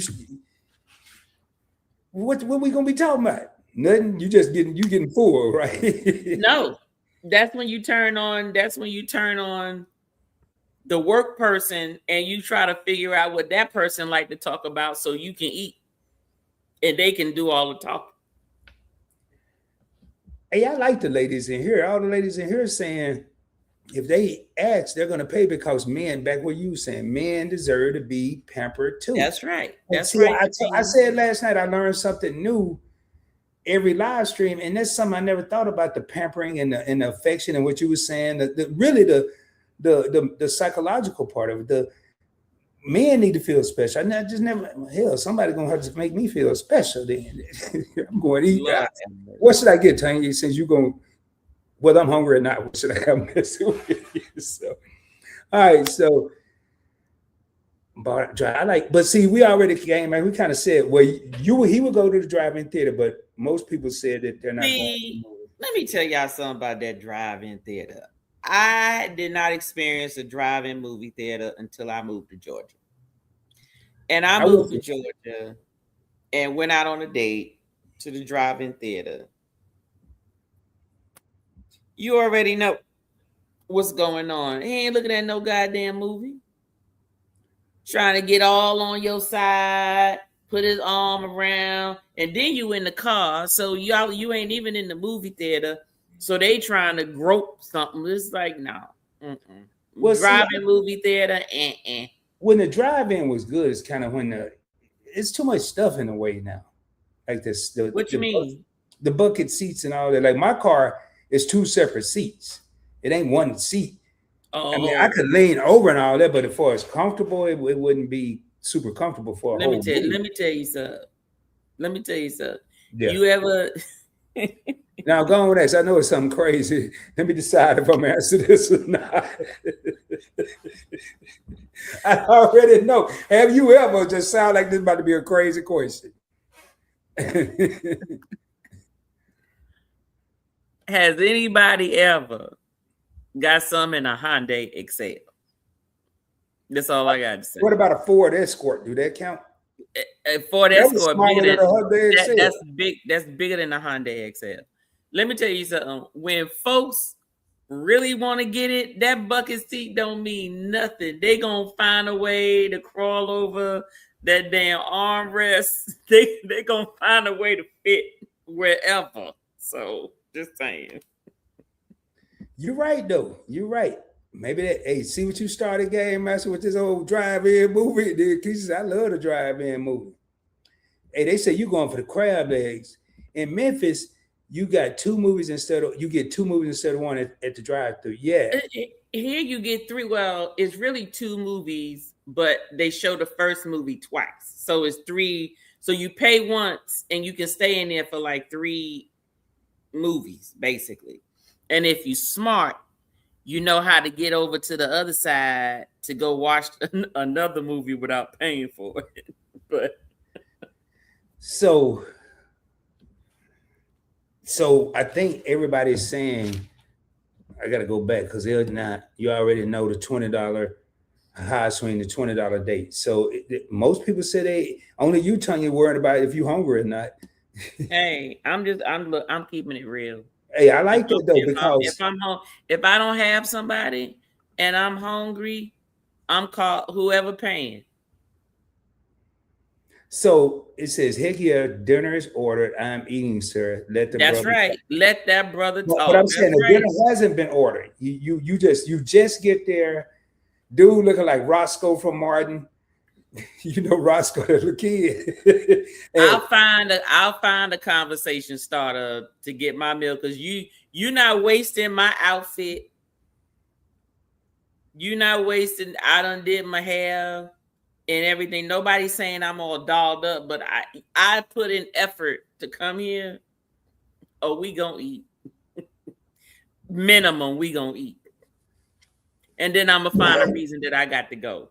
Hey, y'all, real talk. This is why we do these because, I mean, I'm just being honest. When I sit here and I do these shows with Tanya and when I used to do them with Keisha, it's amazing. When you hear different things, you get different perspectives and different ideas. You know, I never thought about what Tanya was saying earlier. You go on a date so you can some interest and all this proper eating etiquette and all that stuff. But that's good points. You know, I didn't know about no Hyundai Excels and all that. My husband lives to feel special, especially since he does all the grocery shopping and laundry. He lives when I'm asking for a date. Keisha said, nope. Keisha, that a no, you gonna still eat the meal, or no, you not gonna eat the meal. LGG said, hey man, I ain't gonna talk about the back seat, man. He said that is not a first date place. Well, yeah. Well, they laughing at the Hyundai. You get here 2 movies there, right? Tell you, I have definitely said down the other side. Okay. Oh yeah. Oh, she said she did. Keisha said she said she snuck to the other side too. So there you go. All right. So 2 movies here at the drive-in in California. I don't even know what I ain't been in the drive-in and I don't know how long. All right. So this here is huge, Tanya. What? Matter of fact, the restaurant's so slick, they got it all set up for the people. Would you be offended if someone suggested splitting the check on the first date? Nope. I know people like because they don't mind paying, but no, because I'm already going with the expectation of if I don't know you,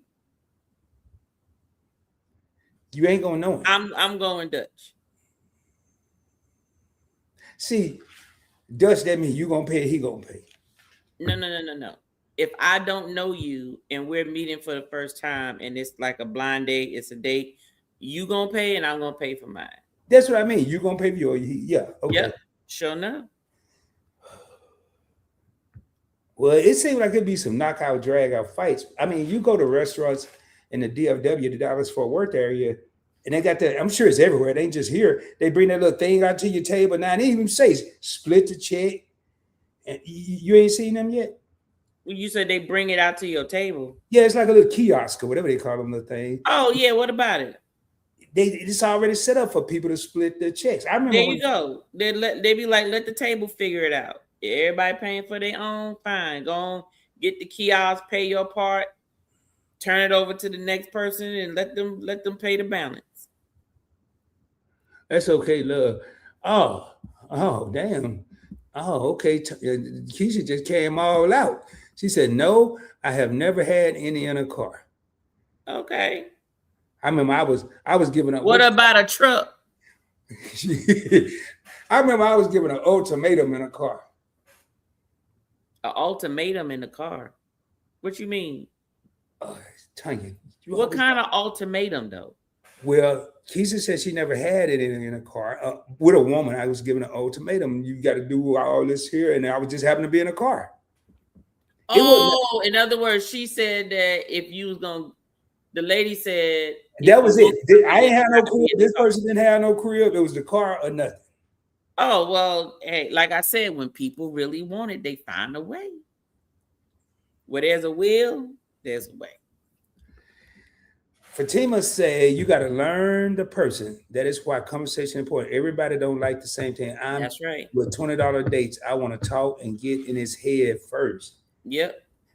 Fatima ain't no joke, man. Her and LGG want to go to Aruba, all inclusive. She said, if you want to show out, she gonna make you show out. That's right. And see, and that's another thing is this. If you lead with the money, then that's the type of woman that then the woman's gonna be like, okay, well, if you leading with your wallet, I'll spend that shit, spend that shit, spend that shit, spend that shit. If you lead in with the wallet, I have no problem spending it. Don't lead with your wallet. But you see, you get most men that want to, they want to peacock, show all the feathers and then get mad because you want some of the feathers. Well, stop showing your feathers. Show up like a normal person and then it'll be fine. But if you come in flossing with your bands or whatever, well then that's the type of person you're gonna attract. What's up, Catherine's? Catherine's in the house. What's going on, subscriber. Catherine's in the house. Say hello, PBE, Tanya, and hello, chat. What's going on? Said she ain't been in no truck either. so going back to this leading with your wallet, I totally agree. I think, again, Tanya, a lot of these conversations we have is communication before you even get there. It should be, a lot of this stuff should be established, but let's be real. A lot of people lead with their wallet. So let me ask you this. Back in your early days, or maybe not so early days, do you lead with your wallet? Or did you lead with your wallet? And I'm asking, look, I'm asking you this because I've been catching up on some of the old videos. So did you lead with your wallet? I'm going to say that this is my honest answer. Since I've been able to afford whatever I want, whatever age that was, I get whatever I want. Whatever I'm in, if I want a steak, I'm not going to get no $300 steak because Rod's not going to eat a $300 steak by himself. There you go. So I'm not going to go and get one because I'm with someone. But if I want a steak, or I'm allergic to seafood, but if they want seafood and I can find some chicken or whatever, yeah. But leading with my wallet, I'm going to go back and say this here. I'm not going to over extend myself financially. I'm not renting no Rolls Royces when I got cars here. I'm going to pull up, I'm going to go in and whatever I want. And a lot of times when I go on a first date, Tanya, and this is not leading with the wallet, I don't even look at the receipt. Because I'm not going to go on a date and I'm not going to ask anyone on a date anywhere that I can't afford. I don't need to see the receipt. I'm going to have enough money to do that. But is that now I consider leading with your wallet. You ain't got no conversation. You have no clue and can't talk about nothing in the world. And all you really have, and really leading with your wallet might be the only money you got the rest of the month. So that's just my answer. I don't lead with my wallet, but anything I do, I can afford it. And I'm not going to do anything I can't afford. I'm not. Right. I'm not going to pretend that I could. When you saw some of them earlier videos and I was in first class, I could afford to be in first class. If I was drinking double shots of cognac on the rooftops, I could afford to do that. And then if I was at a point where I couldn't, I wasn't faking in front. It ain't tricking if you got it. It ain't. Well, I don't even know what you mean it ain't. You got to be over here agreeing with your ass. But if you remember that song about what's his name? Usher, No Limit. If I got it, that black I'm going, no limit. Okay, yeah. Ain't no limit. That if I ask you on a date, I ain't going to enjoy myself and expect you not to. Yeah, but you also did hear in the song he talking about no limit, give you that black card, no limit, baby. He also said, give you that ghetto D girl, no limit. I don't say so that part. there was an exchange. I'm gonna give you this card, but you also gonna get this D. So that's but let me ask this question with this whole dating thing. One thing we haven't really talked about: some people deal with equally yoked people. So what I'm calling impressive on a first date may not be impressing this person at all because they got the same thing. That's right. Exactly. They got the same amount of money, the same cars, the same whatever. So it requires some effort. Yes. And what happens then? You can't leave with your money then. They already got money. Hold up, man. Lynn has a question. Nope, I'm not. Hold on. Let me go back up here before I get to that. I see that dangerous question, but no, Lynn, I'm not married. When I was married, we did it everywhere. Everywhere. Just dating a long-term relationship, I was a lady. I was a lady. That's how I hear it. When I read that, that's how I hear it. I was a lady. Good night, y'all. Enjoy the conversation. Hey, thank you, Trevor. Good night, Kathy Bryant. No, I am not married. And Fatima, you said that like Sinead because I'm a lady. Oh, see? I tell you and Keisha, man, y'all be tripping me out, man. Yes, Keisha. Okay, yes. All right. Good night, Kathy and Brian. Check out the receipt in case now. I'm gonna look at it. But typically when I pay, I already have an idea, and that's one thing I didn't disclose. I already have an idea of how much coming, how much it's gonna be. I'm quick with numbers. I done figured out taxes. I already know how much I'm gonna tip. So if it's anything out the order, but LGG brings up a good point. If anybody out there that's trying to showboat or anything, you don't look at a receipt, just hand the thing to them. If you don't have an idea and they come back talking about 250 and you know it should have been 175, you may want to start questioning some stuff. And I'm just really throwing numbers. Now, if it's less than what I think, I ain't saying nothing. Me either. We just unethical. I'm just saying, do your job. Do your job. Which now, hey, this ain't on the list, but let me ask you, on a first date, what do you do if the food is not correct? The order's messed up, because a lot of people don't like to send their food back and get a second order. Why? How do you handle that one? Because they gonna mess with your food, Tanya. Well, I put it to you this way. It depends on where the hell you going.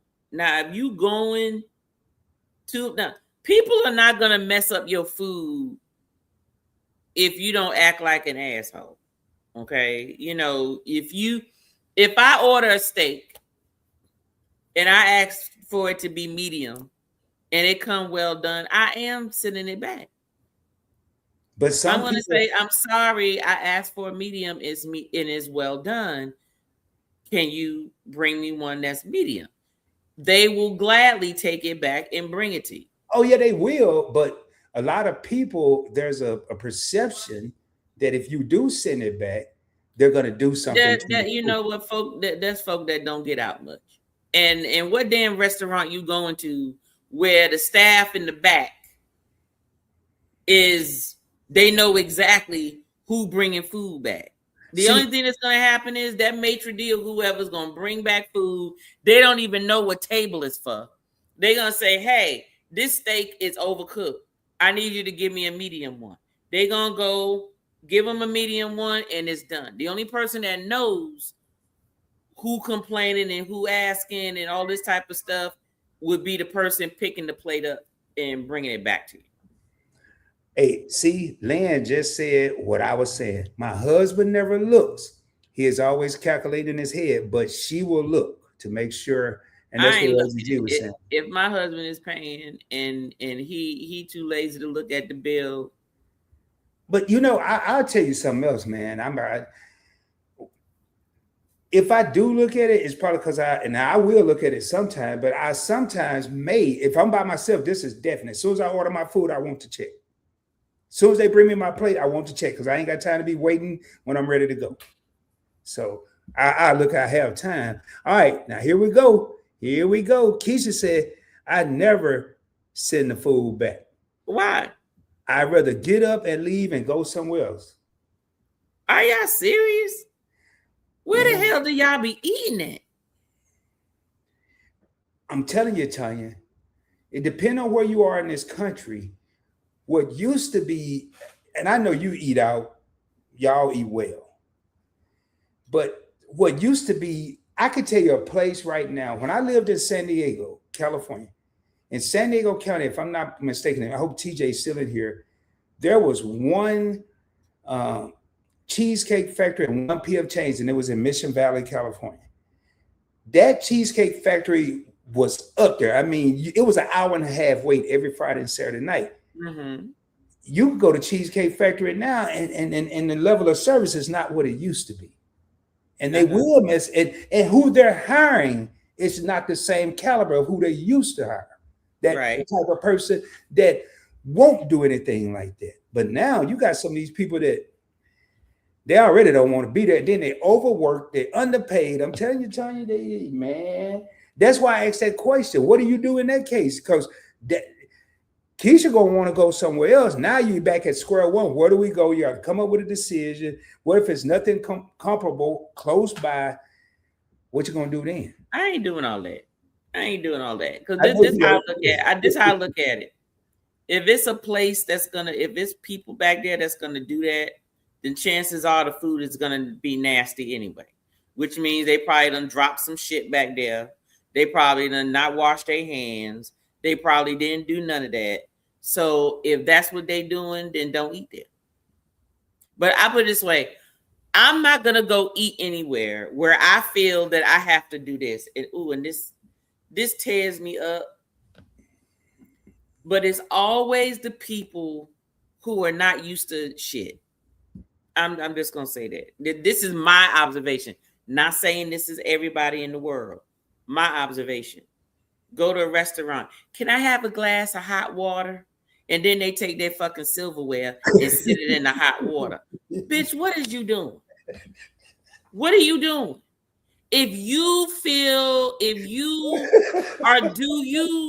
Do you only eat at places where you feel that the silverware is nasty? They be put them in the dishwasher. It ain't always clean. Then why the fuck is you out here eating? Go cook your shit at home. If you don't feel that the place is clean enough, you don't need to be eating it at all. If you got to put your silverware in a goddamn glass of hot water. But then if you go to their house nasty as hell. You understand what I'm saying? That might be tripping me out. Some people might be OCD. What'd you say? Some people might be OCD. I don't know. Okay, let me tell you, if they OCD, then their goddamn house need to be OCD too. and it's always either them broke motherfuckers, excuse me, I know I'm doing a lot of cursing right now. It's either them broke ones, them nasty ones, the ones that don't get out, and then they go out somewhere and all of a sudden they like, I don't want that. Give me a hot glass, please, because y'all don't be washing these right. How do you know? Where the hell you be eating it? Now, hold up, Tanya. Hold up. In the people that do this defense, I have looked at some silverware that went through the hot water. Okay, and guess what? And that is fine, but I'm not going to ask for no glass. I'm just going to say, hey, this is dirty. Can you bring me another? Give me a new one. That's what I'm going to do. Now, but I went on a date in California one time, and I promise you, this woman went in her purse and pulled out 2 sets of silverware with a napkin and all. And that's what we ate with. I said, what the hell is this? And I was younger too, man. So that really didn't make no sense. And I had just came from Arkansas. I said, man, well, y'all do things a little different here in California. See? So, I mean, but you know what, man? I have learned what you and I won't do. There's a whole lot of people that will and vice versa. But I hear you. It's usually on Sundays too when they want a glass of hot water. Yeah, a daggone glass of hot water to put. I'm like, so you just gonna wash the dishes at the you ready for this? Your co-pilot over here. You ready? I'm talking. Your co-pilot say she do that. She want the glass of hot water. No, Keisha. Then why eat there? Why eat there if you feel you got to wash the silverware? Oh, y'all was just in agreement 10 minutes ago. Let me tell you something. Because like I said, I know some folk that as soon as they sit down, they ain't even look at the silverware. Can I get a glass of hot water, please? And then they put the goddamn silverware in there, and I'm like, Why you just ain't stay your ass at home then? Like, Okay. what make you think that I'm gonna eat somewhere where I got to wash the goddamn silverware? Well, hold up. See, Keisha got a halfway good excuse, but that's why I won't be watching this stuff. But she letting us know that she voice texted. So y'all, I'm because I can't remember everything was said. She watched some crime shows where the silverware was supposed to be clean, and they had everybody DNA on it. Keisha, quit watching them TV shows, man. You know what? Yes, Keisha, stop watching them shows, boo. Stop watching them shows. Okay, Fatima side politely asked for my money back. Bring up another good point on messed up food orders a few times. I'm not going back and forth. Yeah, no. Now, okay. Right. I'm only sending it back once. If it come back again, not done, I'm just gonna be like, never mind. Okay, let me propose something else, saying we still got. What about that perception of in some reality that we always trying to get something for free anyway? I remember, I ain't gonna lie, y'all. I used to hope something be wrong with my food when I was younger, like 25. And so look, I used to hope something be wrong. Wait a minute, check this out. Wait a minute, check this out. So look, I was just talking about our date. You know, all of us went on me, my husband, and my friends went on this past Saturday. And I mean, I like the restaurant. I mean, it's no different than any other. You know, this one was more specialized in seafood, but they also had steak. But then, you know, you go to a steakhouse, it's about the same thing, right? You're gonna pay anywhere between $50 to $80 for the entree, and that does not include your sides. And the sides are like $16, but it's like 3 servings, so it's like shareables and like that level of food, right? And the drinks are like $18-20. And it was funny because we had all finished our drinks. The check came out, and the husbands had the checks, and he just saw their faces, right? And I'm looking at them like, oh, y'all looking at that bill like y'all ain't got it. Just pay the goddamn bill. But check this out. A fly had flew. I don't know where it came from. A fly came and dropped in one of our empty cocktail glasses. Oh, hell, we got. And let me tell you something. Check this out. No, it was empty. Like the food is picked up, is done, right? So one is too late. But then I was like, ooh. And I went to because the fly, you could tell, wasn't gonna live long. It was like he was drunk. He was, you know. So he get there, and I'm trying to catch him because I'm like, we about to get these meals for free. I put my hand over the glass, and the fly flew away. I said, damn, we was gonna get these damn drinks for free. See, I'm telling you, but you know what? This year, I know in Texas, there's been a bunch of flying flies and gnats and everything. So I wouldn't trip over a fly because they can't control it. No, this a big ass fly. No, I know they can't. You talking about one of the big? It was in the guy. It was in the goddamn place. I'm gonna tell y'all something. It's a little fuzzy and stuff because I was on 5G or whatever. If you want to see me say what I just said that I used to do, I just did it last birthday, August 9th, 2025. I went to a steakhouse in Arlington. I sat on the patio. And they forgot your boy was out there. And I was live, had my laptop just like I am now.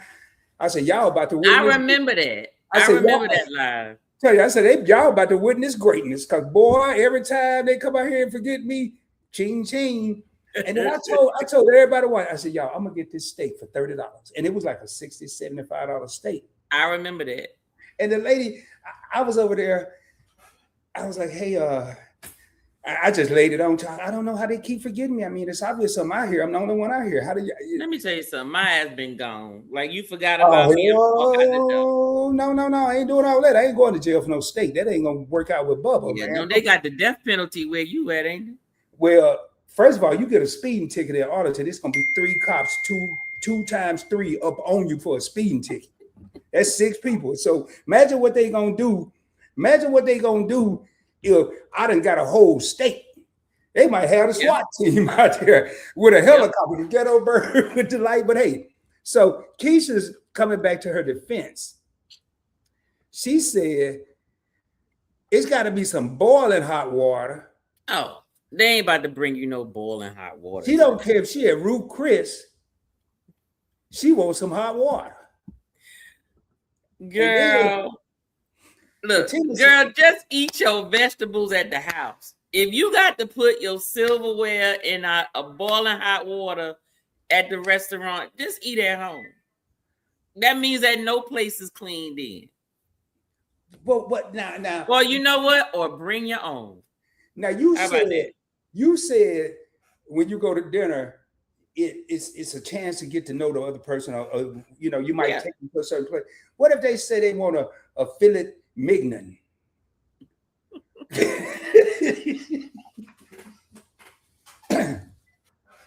I ain't gonna say nothing, but I'm gonna be thinking we at the wrong damn place. No, well, let me tell you something. First, I'm going to assume that you are joking first.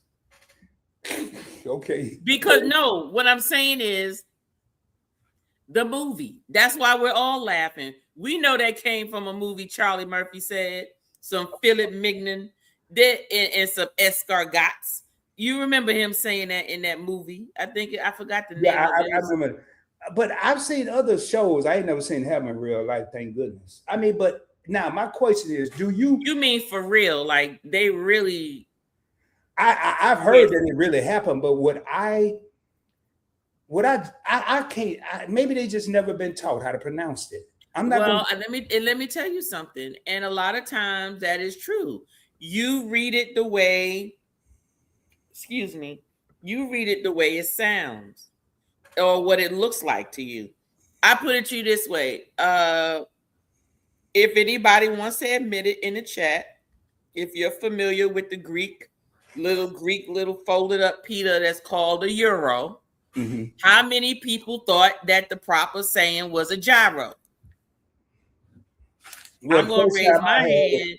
I'm gonna raise my hand because my whole entire life living in New York, and no one ever corrected me or anybody else I knew that that gyro, that Greek sandwich, we call give me a gyro with some fries, and they just give you your stuff.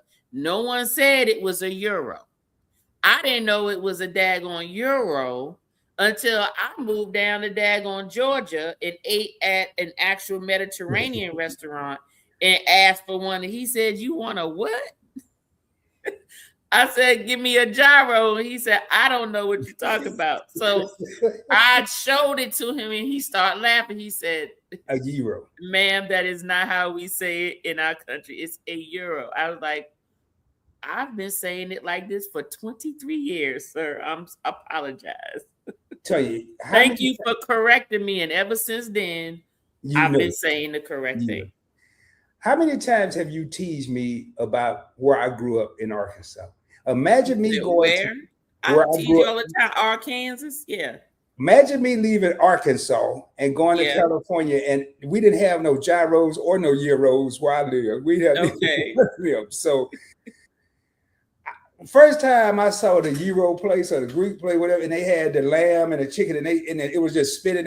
I said, "Man, I don't even know what that is. What is that?" It's so good. It's lamb. It's lamb. Yeah, I had some, but it's lamb, and they put all that what's that tiki sauce? I guess they call it they version of they mustard or ranch or whatever the hell you call it, with some cucumbers and some vegetables and onions. Man, listen, I'm hungry now.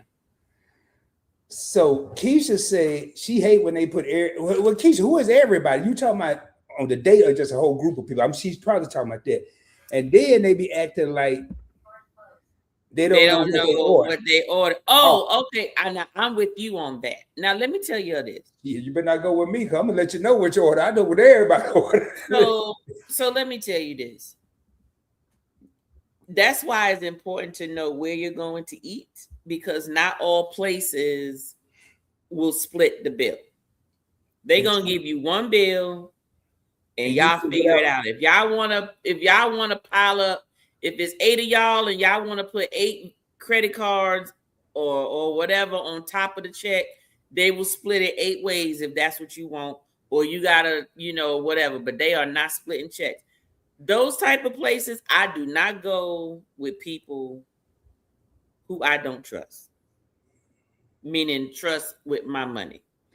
Because places like that, most of the time, you got to trust that, okay, I'm going to put all of this on my card. I'm going to pay for it. And then y'all going to Zelle me what you owe me.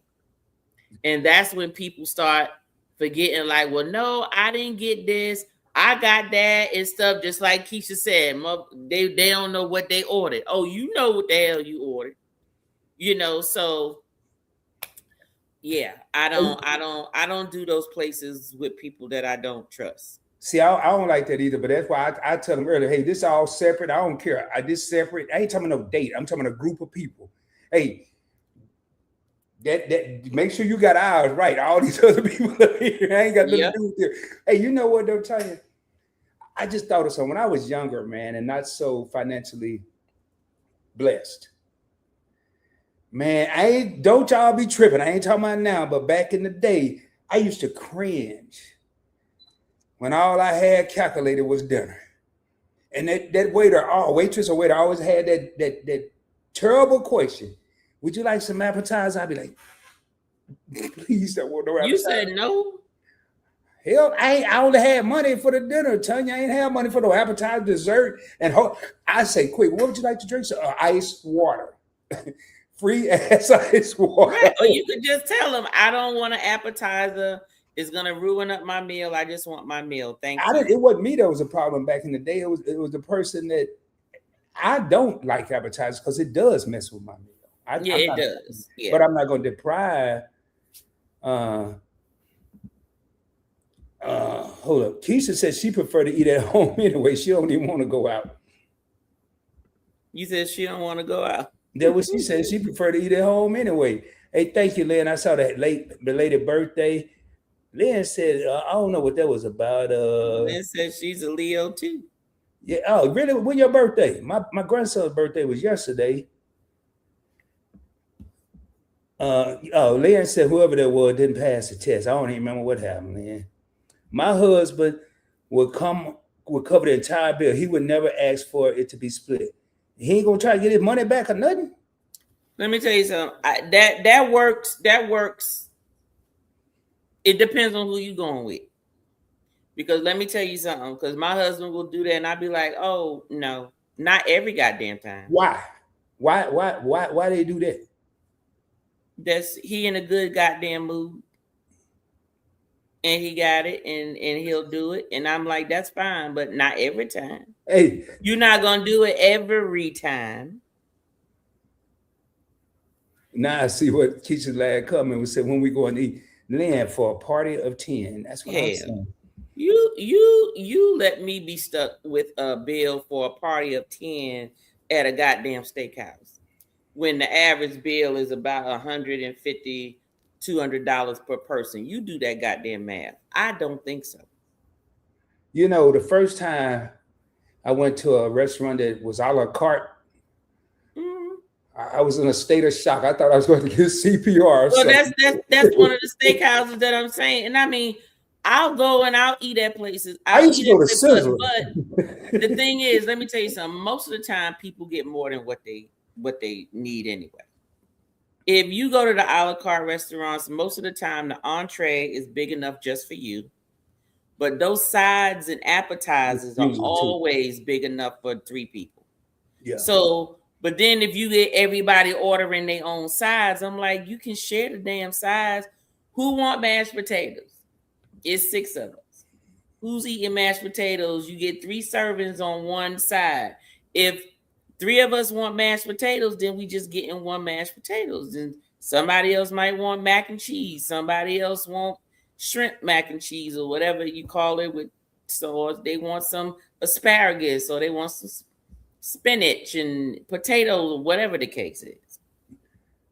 Well, when I first went to an a la carte place, we talking about many moons ago, probably in the 90s, early 90s. I was used to going to places where all the food came with the meal. You got some meat, 2 sides, some green beans and potato. Boy, when I heard a la carte, I asked the waiter, man, it was obviously I embarrassed who I was. I said, what the hell is some a la carte, man? He was like, oh, everything's separate. I said, What kind of place we at? This don't come together. And man, when I saw those prices. Well, that's why they don't put it together, because if they did, I didn't care about no 3 people or 6 people. It was only 2 people. So I didn't care about all that, you know.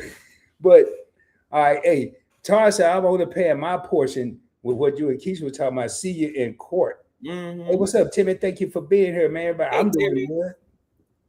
How you doing? Keisha over here laughing again. Yeah. If we invite, we cover it. We're not ever going to be group dating like that. Gotcha. Mm-hmm. Yeah, you know, I think it's good to have friends. Say if you're an American. Well, if everybody is agreeing to go out, that's not an invite. Yeah, but I think what Lynn is saying, if we invite, we cover it. Oh, of course. Well, that goes back to if I invite you out, I'm paying. Hey, I'm like Keisha. Lynn said we treat our family and friends very well. Hey. Let me tell you something, Lynn. I agree with you wholeheartedly. I've done that, and guess what? I'm not being taken advantage of. So folk gonna have to reciprocate. Usually when that happens too, man, a lot of times it's probably not even discussed. A lot of times they be hoping you're gonna cover it because they're used to that. Well, see, I'm like what Keisha is saying in the next comment. Yep. That's how I feel. I feel that a real friend would not let you pay their portion of the bill. And exactly. I agree, Keisha. I agree 100%. And 2 good friends gonna already have that understanding. 2 male friends, female friends. I have a friend out here. We go to a spot. He's like, "Hey, man, it's on me," and I was like, "All right, cool." And next time, I know the next time it's gonna be on me. I'm not gonna get amnesia. And I'm doing great. Just working on a race car. Okay, cool. Okay, working on a race car. Then what kind of race car? Timmy always working on a race car. He got a couple of them. Timmy, what you got? He does everything. Yep, I hear you. All right.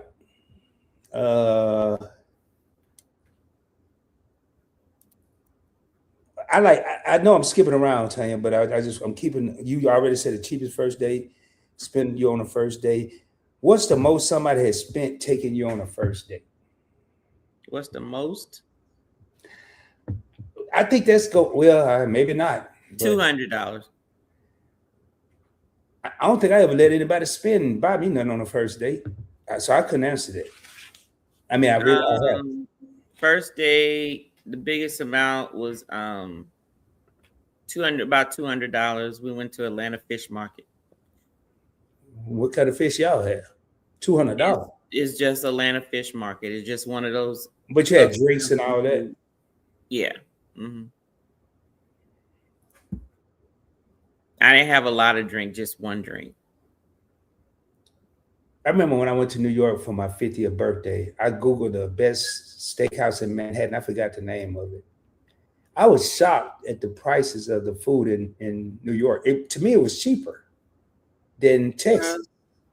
And I went to... Well, everything is bigger in Texas, they say. Yeah, including the damn price. The damn bill, exactly. Hey, how do they measure lobsters? Is that ounces or pounds, right?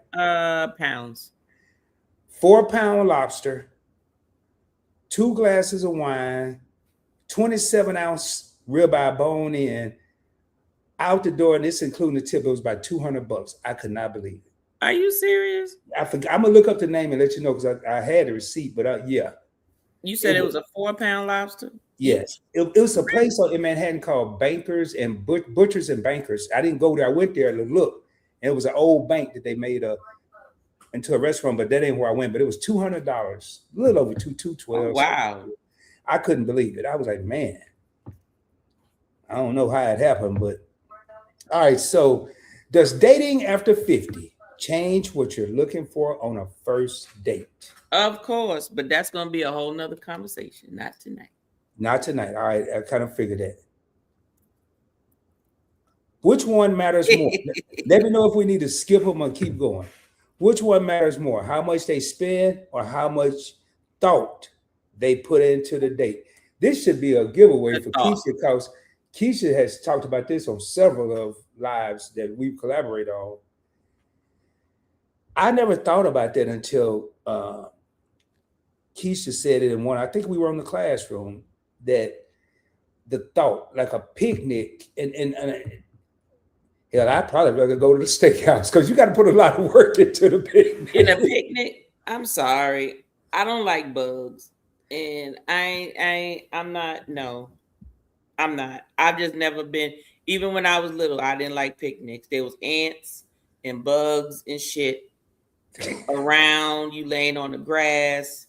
I put you this way: if I was like in Arizona, California, where it got like that fake turf, and I ain't got to worry about no bugs, I'll do a picnic. I ain't got nothing against the picnic. The bugs. My issue are the bugs during the picnic. Well, I would suggest a picnic not at a public park because the reason the bugs and the ants are there is because everybody dropping food when they do go for picnics. Like there's a place up the street, like probably about 15 minutes from where I live, and they have the turf out there. Okay, that's turf, right? Yeah, that's turf. There's no bugs there, but I'm talking about real grass, a real park, and you lay your blanket. I'm not. But yes, it's so sweet. It's so wonderful. It looks so romantic on TV. But the part that they don't show is the goddamn bugs. Just take a can of spray with you. I ain't doing all of that. Why do I need to lay on the ground? Hey, how about we just go to the beach and put the blanket down and eat out there? Yeah. Now, the only way I would want to do it on a beach, maybe a sunrise breakfast or a sunset dinner. I wouldn't want no middle of the day picnic. I want something romantic because I'm thinking of beaches. Like when I went to whatever Half Moon Cay, man, it was so hot out there. I was on a palm tree, hugging a palm tree, just trying to find some shade, and it wasn't working. So the thought. So what is the thought? The thought. Oh, okay. Everybody's saying the thought. It's the thought. Yeah, it's the thought. Lynn like the food in New York. Fatima said a thought. Same the thought. Keisha said, damn, they tell your parks got picnic tables. They do. And guess what? If it's a picnic table and up under my feet is cement, I surely would. Sure. But my feet are not going to be in no grass. It seemed like the most romantic dates you see that are picnics don't be on the table, though. They usually be in the grass. And that's what I'm saying. Let me tell you something. But where do we see that? It's all fine and dandy, but you know what? I done been there, done that, and it's over goddamn rated. People look at TV and they be like, oh, it's so romantic. It's overrated. Let's go to a restaurant. Let's go sit on your patio in the back of your house. Tell you, let me ask you this here. I think you already answered, but does it have to be food involved on this date? I don't care if it's a corn dog, a sit-down dinner, a picnic. Why can't we just not have no damn food? Because it's, seriously, like really. Can I have a snack? Ice cream cone. Yeah, get you a Snicker and a Slurpee. There you go. That's right, a snack. I said a snack. No, because you ain't gonna have me feeling guilty over here eating it. Just see, a snack. But a snack is a snack with folks. If you going out on a date with somebody and they want something, that's just what they want. If you look at any time of the day, that's what it is. Because look, my husband will tell anybody. It don't matter when we go out the house. It is $99. He always say he be joking. It don't be $99. But what he trying to say is every time we go out, I got to eat. Well, I'm gonna eat something. That's where I'm with Timmy, man. I'm with Timmy. Do you always have to eat when we leave the house? Damn. Yes, but guess what? He don't have to always pay for it either. But we're back to this first date thing though, because now being married, that's different, and Timmy probably right, because it ain't gonna just be something to eat. You're gonna see something else, you're gonna want something else, you're gonna see something else, you're going to have to get something for event yours. And it ain't, I'll be with Timmy's money $199. Well, then you got to schedule the date appropriately. We going at night when all the stores are closed. No, because then that to me is a damn booty call. Nope. You're Not right. going out on a date late at night. Nope. That's why I have a lot of friends that are females, because I don't be thinking, yeah, Cedric, I was hooked. I mean, I would, y'all, if you ever see any thumbnail and got me with a towel over my head and some shades, I was in Half Moon Kate. I was barely making it, tell you. Barely make it. Was so damn hot out there, man. The thought to me shows that he listened to me. Right. It's the thought that counts. 14 real homies in the crib. You are rocking with your boy Rod from Point Blank Experience and my sister Tanya, also known as T from T&T Connect. She got it in the parentheses. Hit that subscribe button, hit the like button. We are going to be getting out of here shortly. And Tanya, I think we can do this one tonight. This is a quick one. Mm-hmm. People in the comments, would you rather do brunch? Sounds expensive. Coffee? Happy hour? Dinner? Or an activity for a first date? We already know your ass got to eat, so activity ain't gonna work. We can do the activity, just know all I'm doing is working up an appetite. So have you ever noticed that the places got activities and food together, that food be super high? Well, you know what it is, it do, and then it be like finger food. It be some junk. I never forget, I took my daughter for her 21st birthday. She wanted her and her friends to go to this new place, not too far from here, is up in Paces Ferry, and it's a place where they got all the arcade games and activities and miniature golf, like everything. It's just a place where you just play. And she brought, I think it was 8 of them. That included my daughter, so it was like 7 of them. And we figured, oh yeah, we'll buy them food, blah, blah, blah, get them they cards and stuff for the arcade. That food that they had were like finger foods. And for each person that was there, so whatever they gave you like 8 of them. Right? So let's just say it was a taco, right? Mm-hmm. And it was 8 people. They got 8 tacos, 1 each. So you had to order multiple things in order for it to be a meal. That goddamn bill came up to 800 and so almost $1,000 goddamn dollars. I looked at that bill and was like, honey. For some tacos and some games? It was the game, and it wasn't even really the games that cost a lot of money. It was the damn food, like you said. Yeah. Little finger food, and they give you the bare minimum of them, and they high as I don't know what. And I'm like, this is some bullshit. So that was that one and done. And I'm like, I ain't going back there no more.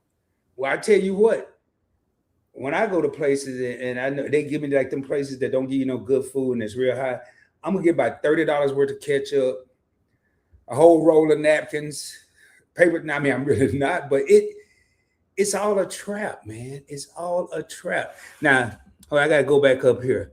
Sugar Plum, I ain't seen you in a while, man. I ain't seen Sugar Plum in a minute. I can get coffee at the gas station. We could do an activity to see how imaginative. I don't like that word. Fun or competitive you are. That's just, I ain't bungee jumping. I ain't skydiving. I ain't jet skiing. Hell, I might need to go to the restaurant. But what about you, Tanya? Have you?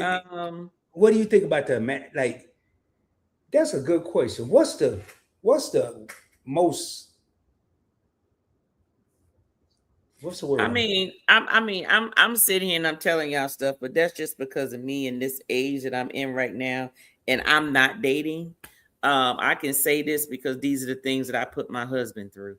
But if someone asked me whether it was coffee, brunch, dinner, or activity, I probably would prefer an activity. I would like a fun activity. Like I would do like an amusement park. I love amusement park. I would do an amusement park. You ride roller coasters? Yep, roller coasters. And I made, just like I used to have my husband go win me a bear that that I don't even care about, but I just want him to go win it. I got to tell you, depending on how much time it wasn't even a date, but I went to Big Bear in California. That was a disaster. I don't like roller coasters. None of that. Even when you were younger? We ain't had no roller coasters while I lived in Arkansas. You had to go to Hot Springs to go to the only national park. I mean, the only amusement park I remember. You just missed out on everything. Man, I'm gonna tell you if we had time about that when I went to Big Bear, it was crazy. So Keisha said you get the best of both worlds, and that's true. Activity with food, coffee for LGG, coffee, Dave and Buster's. Dave and Buster's, yep. Okay, there we go. Now Dave and Buster's just be too loud. I want to play some Miss Pac-Man. What you mean it's too loud? The game. You got your age showing again. You got your age showing again. All right, I'll go, but I mean, it's fun. It's fun now. But Tanya, it's just loud and it's expensive. No, it's not. You don't think so? I ain't talking about no $300, but all right, hold up. Everybody want to go to Dave and Buster's. Y'all please go because I think I got some stock in them. Y'all should go tomorrow. Go this weekend. Everybody go. All right, so my age along with dating experience, I'm tired of eating on first date. See, that's what I was saying right there. Let's go for midday coffee tea. I gotta talk. I need to know what's going on in his head. That's the second time for Tim to mention in his head. We could eat. Wow, another time. Okay. I ain't messing with them state fairs. They expensive too. And you don't know if the damn thing gonna stand up or not. Well, and then you got the little drunk winos operating the damn equipment. I can't speak for the other states, but the Texas State Fair is off the chain. First of all, they got fried everything. I don't care about all that, but you got the Texas. Now that food off the chain now. Now I'll go for them the snacks and the stuff like that. You got Texas Oklahoma game that's played in the Cotton Bowl, and then you have the HBCU Grambling versus Prairie View every year during the State Fair and the Battle of the Bands. So it's actually worth it here. Okay. I don't know if the machine's falling apart, but well, Tanya, let me see. I think we had a good discussion tonight. Yeah, I don't know. I mean, we answered that. I think we know that. The impress you or introduce you. Mm-hmm. You know, one thing, and we ain't got to cover it, but one thing I'm thinking about is I look at the impress you. I wish I'd have thought of it earlier. How many people have had just awesome? I would have liked to hear about the great dates and some of the disastrous dates.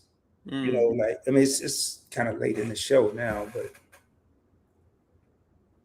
oh, you got family in Houston and Dallas? Okay, cool. North and South Texas. I don't know nobody in no Texas. You know me?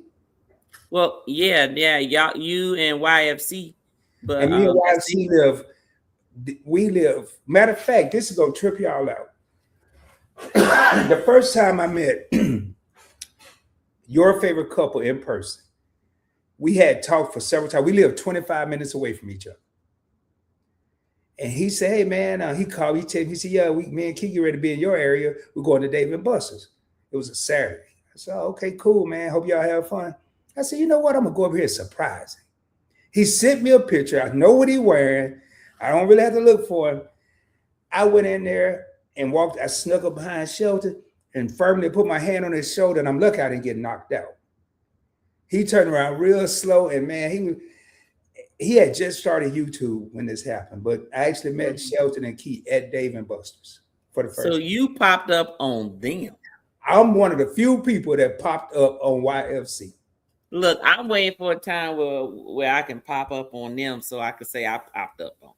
He was, matter of fact, he screamed over all them loud ass machines to Keith, hey, it's PBT. And I got pictures in my phone. I probably never shown because it was back in the day when I had the look. The look. What with the antennas all over the place? I had the I don't know what they were, twisty, spongy things. Lord have mercy.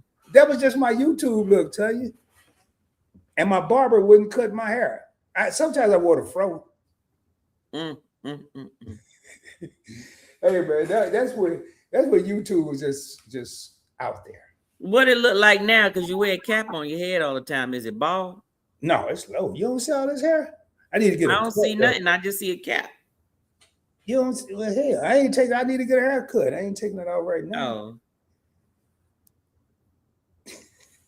Here, you want to know what it looked like? Let me see. I ain't got no pictures in here. Actually, yeah. I'll show you. You done seen what my hair look like. This is typically how I wear my hair. Let me find. I've only seen whatever gets shown on the screen. I've seen your hair. Each one of these, well, obviously this here is, well, I'm gonna show you this one because this is not, my hair is usually low. Okay, so it's low. Okay. Taper fade. Okay. Yeah. Okay. So you got some salt and pepper up there. No, that's some shining. No, I ain't got, well, I did find. You said that's some shining. Oh, you ain't got no gray hair on your head? I found 3 strands over here the other day. And I know you fucking lying. I'm You serious. got gray hair on your head somewhere. For real, I got 3 strands of gray hair right over here. You dye your hair. I don't dye no hair. I ain't got time for all that shit, Tanya. I'm just blessed. Mm-hmm. I fall under the clause of black don't crack. Well, my hair don't anyway.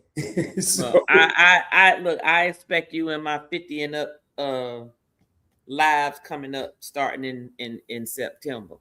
all right. You need to be Oh yeah, with you. Okay. Mhm. Now, when I like my brother, his beard is probably more gray than black. And I was like, damn, dude, you look old. He said, no, they call this distinguished. I said, I don't have that problem. This was like 3 years ago. I mean, it'll grow right here. I'll get a little gray, but even my father, he didn't really have gray hair. He had a little bald spot right here at the top, but he didn't have gray hair. Okay. And I don't know, my mother was only 41, but even my grandma, when she was like 60 something, her hair was like coal black. She was Really? She was half Indian. Cherokee. Okay. That's why I keep Everybody damn Cherokee. No, my great grandmother was like, she didn't even look nowhere near black or white. She was a full-blooded Cherokee. My great great grandmother was, and she married some Irish man. Well, I'm 1/8 Indian, but I ain't try to claim nothing. I tell you this before, you ain't believe me.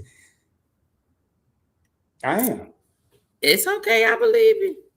Well, anyway, we up here. We act like these people ain't even been here no more. All right, yo. Tanya, you got anything coming up? What anything you want to say? Tomorrow we got Tuesday libations, viewer's choice, where we are making the cocktails based on the recommendations we received in the comments. So tomorrow we will be featuring 2 to 3 cocktails. Wednesday is Spirit Scrutiny. Juan and I were tasting mezcal. There's about 3 of them. What else coming up? And my spirit, let me see, is my spirit member tasting this weekend?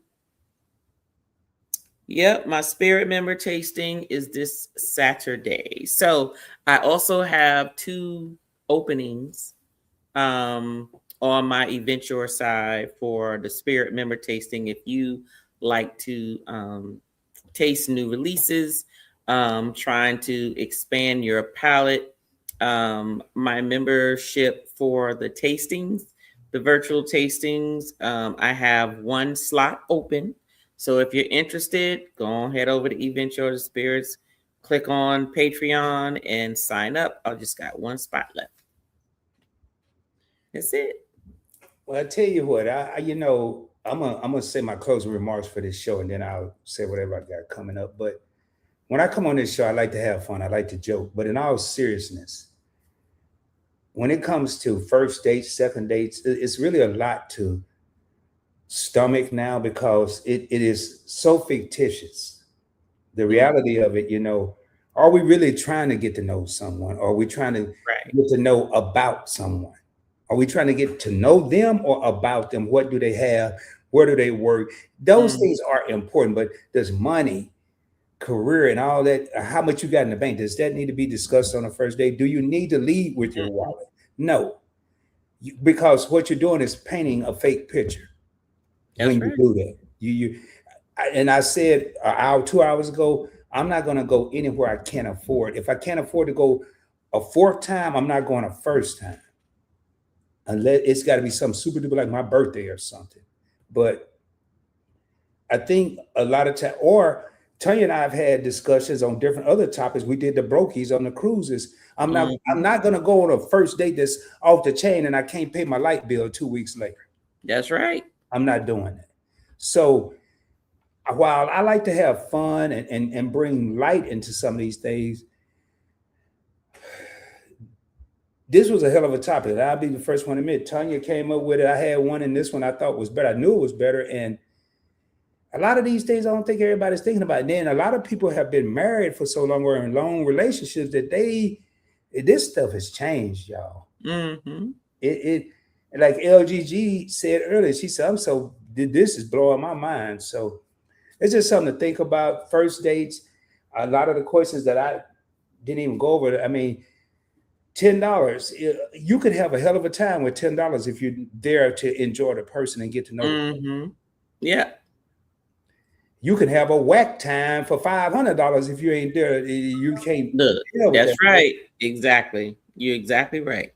So I think money, time of the day, I would rather go early in case I'm really feeling this person and I want to do something else. If I'm not trying to smash, and I'm about to get real right now, if I'm not trying to smash, we go to dinner at 8 o'clock or 9 o'clock or whatever it is. When that's over, it's time to go home. But if I go early enough, I'm still not trying to smash. We can go have dinner. We can do something fun. I get to spend 6 hours if I'm enjoying the person instead of 2 hours. Yeah. So, I mean, a lot of people don't look at all this stuff. And I don't have all the answers. I don't pretend to, but I think I've lived long enough and made enough mistakes to have a little bit of sense at 57 years old. But I wonder about some people my age group. So with that being said, on Point Blank Experience, man, I dropped it like it was hot today and I wasn't in no strip club. So I dropped a lot of content today. I dropped a song on PBE. I dropped a song on Soulful Southern Sounds. I had a live last night. I had the live with Tanya tonight, and going from now to the rest of the week, there will be an investment video every day on Investment Raw with a live stream coming up as well. If you're a content creator, you know the requirements that have been put out there, and I hate to lose. So we are going to be ramping up production at all the Point Blank channels. I got to maintain the PBE, the Point Blank Experience, and the music, but the investing channel is going to be ramped up quite a bit. Okay. Tanya is very, very, very close to 1,000 subscribers, man. If y'all coming in here and y'all are laughing or getting a place where you can voice your opinion and not be judged, please go over and check out Event Yours. It's more than just live and direct, not Event Yours, TNT Connect. Check out Event Yours too. Timmy has a show with the Veterans Active Duty Bar. I'm a veteran. I've been on the show. I try to catch it if I'm not out and about. Let's support one another. And by all this support we've been talking about as content creators about to come to light now, because there's a lot of people that need help and gonna need help with these watch hour requirements. So other than that, man, just have your notifications on. Schedule. I'm still working on a schedule with all the productions. I know Tanya has it down, but with the shift in these monetization requirements, I may have to shift as well. So just have your notifications on. Have your little bell set to all. If you keep it on personalized, you may not ever see either one of us unless you look up in your feed. With that, being said, Tell you, I'm gonna go out with the regular song. I didn't like that song we came in on. It was all right, but okay. Yeah, well, we can go out with the old one. Yeah, we are. Yeah, luckily I ain't deleted. So, hey, thank everybody that came in and commented tonight. Thanks to all the people that came in and voiced their opinions. I do apologize again for the little person we had in here that was being a little outrageous, but I'm not going to let anybody disrespect any woman in any of these live streams, especially one of my co-hosts. It's not going to happen. So with that being said, man, Let me cue this thing up. You got anything else, T? Nope, that is it. See y'all on the next one. Hey, what they got to live? What kind of life, Tanya? Live your best life. And don't be trash. And as always, shoot for the moon. If you don't make it, you'll be amongst the stars. Again, it was a pleasure. Much love, y'all. We're going to get up out of here. Yeah. Yeah. Yeah. His eyes on finances. Her hands control the pause. Counted by the minute. Then we walk through the doors. Serious topics. Stop provoking. His thoughts, her thoughts. We keep it poking. Lots of fun, no drama. Every episode is smashed. They try to play it light, but we bring the truth of class. Rod and Tanya. Live and direct. Speak it plain. Earn that respect. Don't come soft. Don't come fake. When we step in, the room don't break. Points blank, event yours. Points blank, event yours. They don't enter rooms. They kick down doors. Are they ballin'? Are they paid? Let us see those checks. Forget the power and the money. We come in respect. Yeah. He brings the pressure. She brings the proof. Clean little debate with a big picture truth. We got opinions. We got receipts. Laugh through the headlines. Then we hit the streets. Timmy talk slick. Y'all know that's trash. We cut through the noise. And we move too fast. Rod and Tanya. Live and direct. Speak it plain. Earn that respect. Don't come soft. Don't come fake. When we step in, the room don't break. Points blank, event yours. Points blank, event yours. They don't enter rooms. They kick down doors. Are they ballin'? Are they paid? Let us see those checks. Forget the power and the money. We command respect. Yeah, respect, yeah, respect, yeah. respect. No small talk. No small. No fake shine. Real conversation. Every single time. Laugh a little. Think a lot. Say it with your chest. That's the shot. That's the shot.